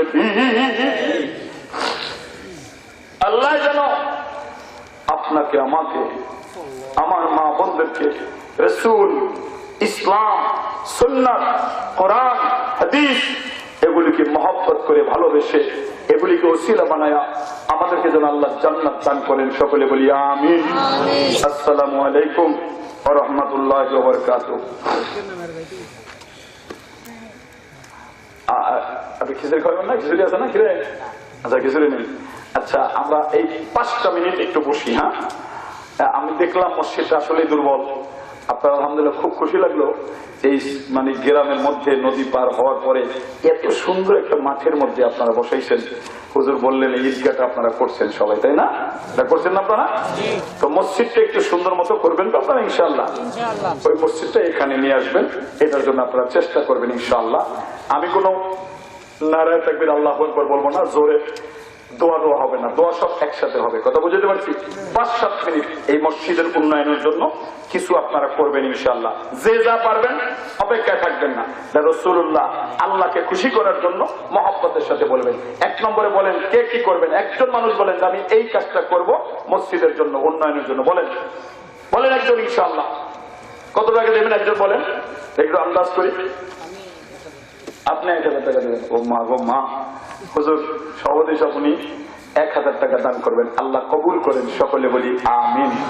আর কে দিবেন 1000? 2 নম্বরে বলেন, দেরি করবেন না, দোয়া হয়ে যাবে। কি নাম বাবা তোমার? আছে তো 1000 টাকা এখনই দিবি, আল্লাহ তুমি কবুল করো। তোমার নাম কি? সোহাগ মিয়া দিল নগদ 1000, 2 জন হয়েছে, আল্লাহ কবুল করেন। নাম কি বাবা? এর নাম কি? মোহাম্মদ জামাল মির্জা, উনি দিলেন 1000, 3 জন, আল্লাহ কবুল করে। সকলে বলি আমিন। জলদি জলদি, দেরি করা যাবে না। নাম কি বাবা? ওয়াসিম, যেগুলি নগদে উল্লেখ লাগবে না। ওয়াসিম দিলেন 1000, আল্লাহ কবুল করে। সকলে বলি আমিন। নাম কি বাবা? কবির স্যার, উনি দিলেন নগদ 1000, আল্লাহ কবুল। যে বাকি শুধু ওইটা লেখেন, শুধু স্যার হুজুরের নামটা লেখেন। আল্লাহ আল্লাহর বান্দারা 1000 টাকা দিলেন। আরেকজনকে দিবেন 1000 টাকা নগদ বা বাকি। কি নাম? কি নাম? মেম্বার আবুল হোসেন সর্দার, উনি দিলেন 1000, আল্লাহ তুমি কবুল করো, মঞ্জুর করো। আর 1000 টাকা কে দিবেন? জলদি জলদি জলদি জলদি জলদি জলদি। এই 2-4 মিনিটের মধ্যে দোয়া করতে হবে ইনশাআল্লাহ, আল্লাহ বরকত দেবে ইনশাআল্লাহ। অন্য কোনো সময় আসলে আরো লম্বা শোনাবো। আজকে মূলত 9:30 বসার কথা ছিল, কিন্তু আমার আসতে একটু দেরি হলো, রাস্তা হারাই আর কি। এটা আমাদেরও দোষ, আমারও দোষ। ইমরান মাদিনা, উনি 1000 টাকা, আল্লাহ কবুল করেন। সকলে বলি আমরা যদি বলতে মোল্লার বাজার দিয়ে ঢুকতে হইব, ওটা ও বলে নাই, আমি অমুদিন, আমি গেছি পাল্লার বাজারের রাস্তায়। কথা বলুন তো, ওখান থেকে আবার ঘুরা আবার মোল্লার বাজার এলাম। এখানে লাগলো প্রায় মনে করেন 35 মিনিট। আমাদের মোহাম্মদ আব্দুল আলিম থাকার কারণে সহজ হয়ে গেল মাশাআল্লাহ। ইমরান মাঝে উনি দিলেন 1000।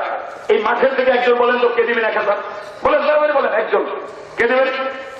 হাত জায়গায়, নগদ না থাকলে বাকি লেখাই। কি নাম আপনার? হ্যাঁ, চৌধুরী, উনি দিলেন নগদ 1000, আল্লাহ কবুল করেন। আপনার নাম কি? সালাম মাঝি, আব্দুল সালাম মাঝি, উনি দিবেন 1000, আল্লাহ কবুল করেন। সকলে বলি আমিন। 2 নম্বরে কে দিবেন 1000? একটু বাকি লেখান তো, জলদি জলদি জলদি জলদি। আল্লাহ বান্দারা নবী, কি নাম? কি নাম বাবা? দিদার শেখ। দিদার শেখ, দিদার শেখ দিবেন 1000, আল্লাহ কবুল করেন। সকলে বলি আমিন। এই ধরেন 2 জন। 3 নম্বরে কে দিবেন 1000? জলদি জলদি জলদি জলদি জলদি জলদি। কি নাম? মোহাম্মদ হাফিজ। হাফিজ মিয়া, হাফিজ মিয়া 3 নম্বরে 1000, আল্লাহ কবুল করে। সকলে বলে আমিন। 4 নম্বরে কি নাম বাবা? রবিউল ফকির, উনি 4 নম্বরে 1000, আল্লাহ কবুল করে। সকলে বলে আমিন। 5 নম্বরে কে দিবেন 1000? খুব তাড়াতাড়ি, খুব তাড়াতাড়ি। দোয়া সহ সব একসাথে দেবো। ওই যে মুরব্বী দেবো, এই যে লাগছিল যে কি নাম জানি? নুরজামান শেখ, উনি আসলে কোনো কামে লাগছিল, খাইতে লাগে না, আমি পরে বলছি। নুরজামান শেখ, উনি 1000, আল্লাহ কবুল করে। সকলে বলে আমিন। এই 6 নম্বরে কে দিবে 1000? আল্লাহ বরকত দেবে ইনশাআল্লাহ। বলেন কে দিবে 6 নম্বরে 1000? তাড়াতাড়ি তাড়াতাড়ি, আল্লাহ বরকত দেবে ইনশাআল্লাহ। এই বাসের ডান দিক থেকে তোমরা একজনে কত 1000 দিবে ইনশাআল্লাহ, পিছন পর্যন্ত কে দিবে? কি নাম? শাহজাহান মাঝি। কই শাহজাহান মাঝি? ফাতিল লেগে 1000 নাম করে 2000 দিব, আল্লাহ কবুল করে। সকলে বলে আমিন। আর যদি আমি ধরে গেছি তোমরা করে 2000 দাম বেশি, আল্লাহ যারে দিয়ে তৌফিক দেয় সে দিতে পারবো। কথা ঠিক না বেশি? এই ধরে 6-7 জন হয়েছে। তোমার নাম কি? কি নাম? সানু বকির 2000, আল্লাহ কবুল করে। ধরেন 10 জন হয়েছে, আল্লাহ কবুল করে। সকলে বলে আমিন। আল্লাহ শুকর, আপনারা খুব মহব্বতে দিতেছেন। আমি তো পিরাপিরি কালেকশন করতেছি না। কথা বুঝেন না? বুঝেন না? আপনারা মহব্বতের সাথে যে যা পারেন তা দিতেছেন। বলেন তো 11 নম্বরে কে 1000 টাকা দিবেন? কে? এই দিক থেকে আরেকজন মানুষ, পিছন থেকে একজন বলেন তো। ওই যে পিছনে যারা বলছে ওখান থেকে একজন নাই কেউ 1000 টাকা দেওয়ার মতো? আল্লাহ তুমি কবুল করো। যা দিতে পারবেন তাই লাভ, এটাই থেকে যাবে, নাকি বলেন আপনারা? সব তো আপনারা নিয়ে যেতে পারবেন না। যেটা দিবেন ওইটাই লাভ, যেটা দিবেন ওইটাই লাভ। এখন বুঝবেন না, যখন বুঝবেন, বুঝলে কোনো লাভ হবে না। এই জন্য আমার মসজিদে যে আহমেদ নামাজ পড়ে, আমি যখন গেছি তখন মসজিদের দাম 12 টাকা উঠতো 12,000। কিছু না পারলে বলবেন হুজুর আমি একদিন রাত জোগালি কাজ করে দিয়েছি, আমার টাকা নাই, আমি একদিন কাম দিলাম, আল্লাহ বরকত দিবেন ইনশাআল্লাহ। বলেন আর কেউ দিবেন? খুব তাড়াতাড়ি 500, 1000, 500, 1000, 200 যা পারেন তা দেন, খুব চটপট করে দোয়া হবে ইনশাআল্লাহ। 500 দেওয়ার মধ্যে কেউ আছে এখান থেকে? বলেন একজন হাত দেখাই। আল্লাহ বরকত। কি নাম বাবা? হ্যাঁ, কি নাম? সালাউদ্দিন লস্কর, উনি দিবেন 500। মাশাআল্লাহ, আলহামদুলিল্লাহ। আপনি দিবেন 500? আছে না? তোমার নাম কি? সেলিম। সেলিম ভাই উনি 500 টাকা নগদ দিলেন, আল্লাহ কবুল করে। এক, কি নাম তোমার? আলাউদ্দিন ভাই দিল 500, দুইজন, আল্লাহ কবুল করে। কি নাম? লালচান মোল্লা। লালচান মোল্লা দেওয়া দিন, আল্লাহ শুরু করে, মুরব্বী মানুষ 500 টাকা নগদ দিচ্ছে, আল্লাহ কবুল করে। বলেন আমিন। কি নাম? জসিম, 500 দিবেন? 1000। এতক্ষণ কেউ জসিমে দিল 1000, আল্লাহ কবুল করে। সকল বলে আমিন। তাড়াতাড়ি 500 আর কে দিবেন? জলদি জলদি আনেন। নাম কি? হাসান আহমেদ হাওলাদার 500। নিসার আহমেদ হাওলাদার, তোর নাম কি? চুরি করে তো খাজ মোহাম্মদ বইয়া 500 দেওয়া, ছোট মানুষ 500 টাকা লেগেছে। ওকে টেয়ার দাম আছে না নাকি কোন? আল্লাহর বান্দা দেখেন 500 টাকা দিয়েছে, আল্লাহ তুই কবুল কর, আল্লাহ তোর হায়াত বরকত দেখ, দোয়া করি আমিন। মেসের খা কই মেসের কাছে নেন ওই বুড়া মেসের দাম এত করে না, আপনি করতে চাইলেন। আল্লাহ শুকর, আল্লাহ তুমি কবুল করো। মেসের খা দিছে 1000, আল্লাহ কবুল করে। বলে না আমিন। আল্লাহ তুমি কবুল করো, মেসের কার হায়াত তুমি বাড়ায় দাও, মৃত্যুর আগ পর্যন্ত সুস্থ রাখো। বলে না আমিন। মিলন ব্যাপারে উনি দিলেন 500 নগদ, আল্লাহ কবুল করে। সকলে বলে আমিন। হ্যাঁ, তাড়াতাড়ি তাড়াতাড়ি তাড়াতাড়ি। আর কে দিব ভাই? আর কে? আর কে? ওই মুরব্বী টিয়া দিবেন, জলদি জলদি জলদি। মাশাআল্লাহ, আলহামদুলিল্লাহ। নাম কি? মোহাম্মদ মাহমুদ হালদার, উনি দিলেন 500 নগদ, আল্লাহ কবুল করে। আপনার খুব ভালোই, আমি বুঝি না টিয়া দিবেন, দিলেন তাও, আল্লাহ শুকর, আল্লাহ মেহরবানি, আল্লাহর মেহরবানি, আল্লাহ শুকর। গত পরশু দিন তো মাদ্রাসা বাড়াইছেন আমার হুজুর একটু। আমি ওয়াজ করছি ভিন্ন লাইনের, এই ওয়াজটাও করি নাই, অনেকটা ওয়াজ সন্তান লালন পালনের ব্যাপারে, এটা জুমার ওয়াজ করছি। ওয়াজের পরে আমার কাছে একটু কম সেরাও দেওয়া 500 নগদ। তোমার নাম কি? তাজির মীর 500। আর কোন পুরো মানুষ উঠতে না পারলে তুই যা, ভিতরে যা। কি নাম? বাচ্চা হাওলাদার 1000। তুমি ভিতরে যাও, ভিতরে যাও, দেখো 500 কার কাছে আছে লোক। আর 100 থাকলে ওটা লোক, জলদি, দেরি করো না। বললাম যে ভাই তোমরা 1 বছর করে চাল দাও মাদ্রাসায়। কি যে বিপদে পড়লাম এই কথা কয়া, দিতে দিতে দিতে দিতে 1 ঘন্টা লাগছে, 100 জন মানুষের নাম লাগাইছে। 100 বছর চাল, সহজ না তো এটা। নাম কি? আনোয়ার বুঝে দিল 500, আল্লাহ তুমি কবুল করো। সকলে বলে আমিন। আর কেউ দিবেন? মুরব্বী টেকা আছে বলে খারাইছে মেসেজ দেওয়ান না। বয়েন বয়েন বয়েন, দোয়া করুন, বয়েন। আল্লাহ তুমি কবুল করো, আল্লাহ তুমি কবুল করো, আল্লাহ তুমি কবুল করো। মাশাআল্লাহ, খুব ভালো লাগলো, কষ্ট করে আইলো, ভালো লাগলো। আমি তো নদী মদির কথা হই না, আমি আমাদেরকে আমার তো মা বোঝাই, দোয়া বোঝাই, তুই আমার নিস না তোর দেশে। এই নদী মদি পার হয়ে কই যাও? মহান দিয়েছে না, নদী পার হয়ে একটু সময়, বেশি দূর তো না। আল্লাহ সঙ্গে এই 500 কে দিল, জসিম দিছে 500, আল্লাহ কবুল করে। বলেন তোর নাম কি? হযরত আলী চৌকদার 1000। কই? হ্যাঁ কই? অসুস্থ হযরত আলী চৌকদার, আল্লাহ তুমি সুস্থ করে দাও, আল্লাহ 1000 টাকা পাঠাইছে, আল্লাহ তুমি কবুল করো, আল্লাহ কিয়ামতের ময়দানে সম্মান বাড়াই দেবো, আল্লাহ সবারই বাড়াই। আল্লাহ তোমরা 100 দিলেও তোমরা দোয়া করো, 10 দিলেও দোয়া করো, চিন্তা করো না, কিন্তু কেউ খালি দেবে না, এটা লোক কথা। আর কেউ আছেন টাকা দিবেন? জলদি জলদি জলদি জলদি। 100 200 আছে না? 100 200 নাই পকেটে? আর 100 আছে কার কাছে? আপনাকে দেখান তো, 100 থেকে দিবেন। আছে 100 কার কার কাছে? তো তাড়াতাড়ি তাড়াতাড়ি ভিতরে ঢুকো তো, একটা ভলান্টিয়ার যাও তো, 100 চলে। নাম কি? মোস্তফা গাজী, উনি দিলেন 500, আল্লাহ কবুল করে। সকলে বলে টাকা দিবেন আরো, ও আরো 100 দিবেন, আল্লাহ কবুল করে। সকলে বলে আমিন। তোমরা রুমাল লয়ে যাও তো, ভলান্টিয়ার যাও, ভলান্টিয়ার যাও, জলদি যাও, জলদি যাও। 100 200 10 20 যা আছে সব লো, আল্লাহ কবুল করে। কি নাম? খলিল রারি। খলিল রারি দিল 500, আল্লাহ কবুল করে। সকলে আপনার খুব ভালোই দিলেন, মাশাআল্লাহ, আলহামদুলিল্লাহ। এই তুমি উঠনা তুই কালেকশনটা করবে না, তুমি আমরা তো তাহলে মাইকে দেয়া দিবেন, দেবো না, শরম করে। ও আচ্ছা ঠিক আছে বাবা, বসো বসো, জলদি জলদি জলদি। আই মুরব্বি, রুমাল লেখালি দৌড়েন না, মানুষের কাছে দাঁড়ায়েন। মাশাআল্লাহ, ফিরোজও 500, সামনে বই দাও, কত দেরি করে দিল, চিন্তা করলো হইলো না। ফিরোজ নিয়ে 500 টাকা দিচ্ছে, আল্লাহ কবুল করুক, মঞ্জুর করুক। সকলে বলি আমিন। এখান থেকে একজন রুমাল তো কোনাকুনি যাইতেছে, কেউ তো পারবো, কেউ পাইবো না। টাকাটা ওনার নাম দেয় ভলান্টিয়ার। মাশাআল্লাহ মাশাআল্লাহ। আচ্ছা এটা নিয়ে এলো, এই মাথা যাই, মাথা যাও, মাথা যাও। আরে এই মাথা যাও না, কই লিটল মির্জা কই? এই লিটল মির্জা 2000 টাকা দিচ্ছে। আপনার খুশি না কেউ? লিটল মির্জা 2000 নগদ দিচ্ছে। আল্লাহ তুমি কবুল করো, মঞ্জুর করো। আমরা খুবই ভালোই দিচ্ছেন, আল্লাহ শুকর, আল্লাহ মেহরবানি, আল্লাহর মেহরবানি। খুব তাড়াতাড়ি মসজিদটা ভাঙ্গা, এটা মসজিদ ভালো করে করে ফেলান, আল্লাহ বরকত দিলে ইনশাআল্লাহ। ওই সময় রড সিমেন্ট ইট মিট সব উড়ে ফেলে একসাথে বিল্ডিং করবেন, 5-6 তলা উঠে, কোনো জন্য কাম করেন না, আল্লাহ বরকত দিলে ইনশাআল্লাহ। 3-4 তলার নিচে কোনো মাঝে আর নদী ভাঙবো না, দোয়া করে দেখেন, আল্লাহ বরকত দিলে ইনশাআল্লাহ। আল্লাহ কবুল করে, আল্লাহ। আর আসাদুল্লাহ ফকির, শাহিদুল্লাহ ফকির, পয়সা 2500। আমি ওস্তাদের ভাই শেষ আছে, আল্লাহ আমরা ভালো করবো। আসাদুল্লাহ ফকির 2500 দিতে ভাই। শহীদুল্লাহ ফকির এতে দিল 2500। তোমরা ফকির মনে করে না, বংশের ফকির, বুঝো তো? আল্লাহ বিসমিল্লাহির রহমানির রহিম। কুল হুয়াল্লাহু আহাদ, আল্লাহুস সামাদ, লাম ইয়ালিদ ওয়া লাম ইউলাদ ওয়া লাম ইয়াকুল লাহু কুফুয়ান আহাদ। বাবা মা নাই, কার কার হাত দেখাও? নাই, হাত নামান। আছে কার কার হাত দেখান? একজন থাকলে হাত দেখান। যাদের বাবা মা আছে, যাদের নাই হাত কয়ে তো লাভ নেই, মরে গেছে। যাদের আছে তারা বাবা মার খেদমত কইলেন সাধ্য অনুযায়ী, তাহলে আপনার জিন্দেগিতে আল্লাহ বরকত দিব। আল্লাহ রাসূল সাল্লাল্লাহু আলাইহি ওয়াসাল্লাম বলেন, আল জান্নাতু তাহতা আকদামিল উম্মাহাত, জান্নাত বাবা আর মায়ের পায়ের। দোয়ার জন্য শর্ত হলো আল্লাহর কাছে বলতে হবে, আল্লাহ আপনার দ্বিতীয় আমরা যাবো করি, যাওয়ার কোনো জায়গা আছে আর? এইভাবে দোয়া চাইবেন, ইনশাআল্লাহ আল্লাহ কবুল করবে।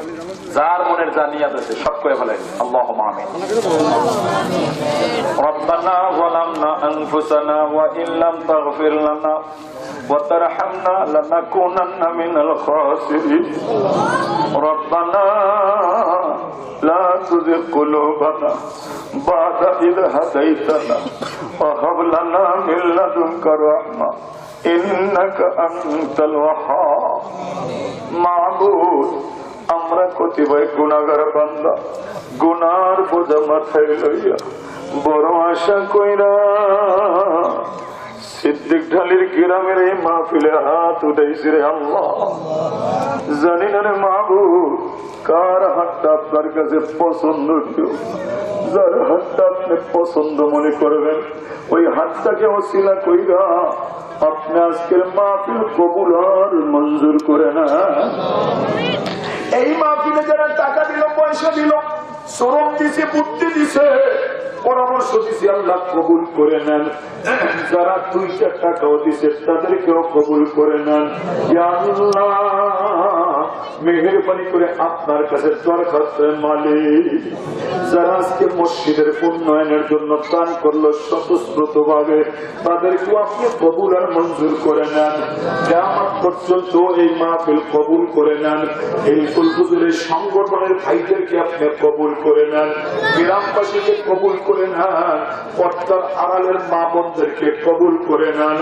আমার মুসল্লি ভাই আহমদ ফয়সালকে আপনি কবুল করে নেন। আসমানের মালিক, আমাদের জীবনের গুণাগুলোকে মাফ করে দেন। ও মাওলা, জীবনের জানা অজানা গুনাহ মাফ করেন, ইচ্ছা অনিচ্ছার গুনাহ মাফ করেন, শিরক আর বিদআতের গুনাহ মাফ করে দেন। মাওলাই করিম, আমাদের মধ্যকার যারা অসুস্থ সুস্থ করে দেন, যারা ঋণগ্রস্ত ঋণ পরিশোধের তৌফিক দেন, অভাবগ্রস্ত অভাব দূর করে দেন, পেরেশানি আছে মুক্ত করে দেন, মিথ্যা মামলায় আক্রান্ত হেফাজত করে দেন। ইয়া আল্লাহ, রহমতের নজর দিয়ে তাকায় দেখো, এই মজলিসে যারা হাত উঠাইছে, কত বন্ধুর বাবা নাই, কত বন্ধুর মা নাই। আল্লাহ, কত বন্ধু বাবার কথা মনেও নাই, মায়ের কথা বলতেও পারে না। ওই দিন আমার মসজিদের সভাপতিকে জিজ্ঞেস করে দিলাম, হাজী সাহেব, আপনার মায়ের কবরের কথা বলে আমি একটু জিয়ারত করে যাব। বলে, হুজুর, 2.5 বছর বয়সে মা মারা গেছে, আমি জানি না মাকে কেমন দেখা। কত বুড়া বাবা হাত উঠাইছে, মা নাই, কত বন্ধুর বাবা নাই। ও বাবা, কত ভাই তোমরা আজকে বাড়ি যাবা, দরজায় গেলেই মা দরজা খুলে দেয়। কেউ মা তুমি কি ঘুমাও না? বলে, বাবা তোরে বাইরে রাখা মা আবার কোন দিন ঘুমাইতে পারছে। কত বন্ধুর মা নাই, ওরে দরজায় দাঁড়াইয়া দেখে মায়ের কবর আছে কিন্তু মা নাই রে। ওরে কত বন্ধুর বাবা নাই, বাবা বলে ডাকতে পারে না। কত বন্ধু বাবা মা দুইজনেই হারাইয়া ফেলাইছে। ও ভাই, মায়ের মতো আপন কাউরে পাওয়া যায় না।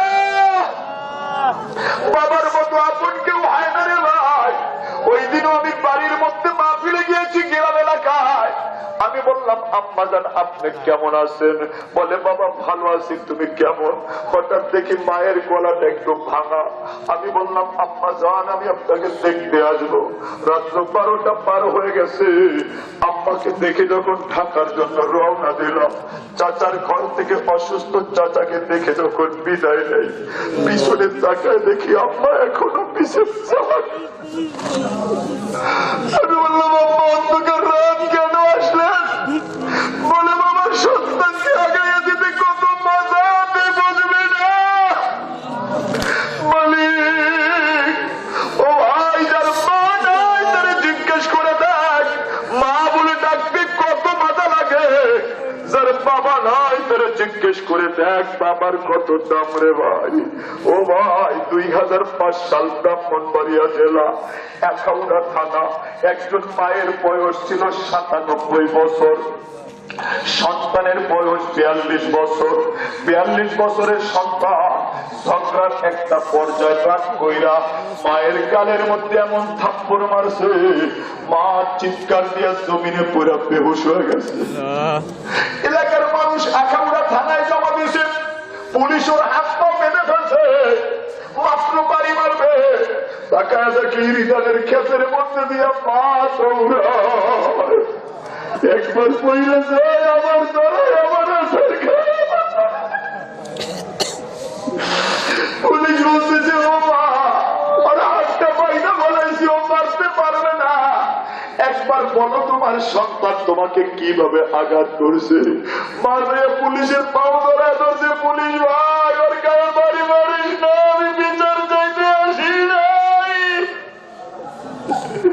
ও পুলিশ বন্ধুরে, 25 বছর যাব তোর বাবা মারা গেছে, 16 বছর আমার ছেলে আমার মা বইলা ডাকে না। আমি টাকা পয়সা চাই না রে ভাই, ওর একটু বইলা দে, ও যেন আমার মা বইলা ডাকে না। ও যুবক আদরের মা হারাই গেলে পাইবি না। কত মা অন্ধকার কবরে বাচ্চারের নিচে কেমন আছে জানি না। প্রত্যেকের কবর জান্নাতের বাগান বানায়া দাও। ওই সুরাত পার করে বিমানে চললাম। ও বাবা বিমানেও তো চড়াইল রে আল্লাহ, একটা মাত্র গাড়িতে চড়া বাকি। এই ঢালির গ্রামের পশ্চিমের বারান্দায় কইরা রয়েছে। ও বুড়া বাবা চিন্তা করো, ওই গাড়ির যাত্রী যদি হয়ে যাও, সাদা কাপড় পরাইয়া আপুর গোলাপ মাখাইয়া এমন একটা কবরে রাখবে রে, ওই কবরে সাথী নাই, বাতি নাই, খাট নাই, পালন নাই, জাজিম নাই, মানুষ নাই, পাহাড় নাই। আমার কবর আমরা একা থাকতে পারবো না। তুমি আমাদের কবর জান্নাতের বাগান বানাইও, ওই সুরাত পার করাইয়া দিও, আমল নামা ডান হাতে দিও, হাউজে কাউসার ভিক্ষা দিয়ে দিও, বিদায়ের সময় কালিমা নসিব করে দিও আল্লাহ। সুবহানা রাব্বিকা রাব্বিল ইজ্জাতি আম্মা ইয়াসিফুন ওয়া সালামুন আলাল মুরসালিন ওয়ালহামদুলিল্লাহি রাব্বিল আলামিন। আমিন। আল্লাহ তুমি কবুল করো।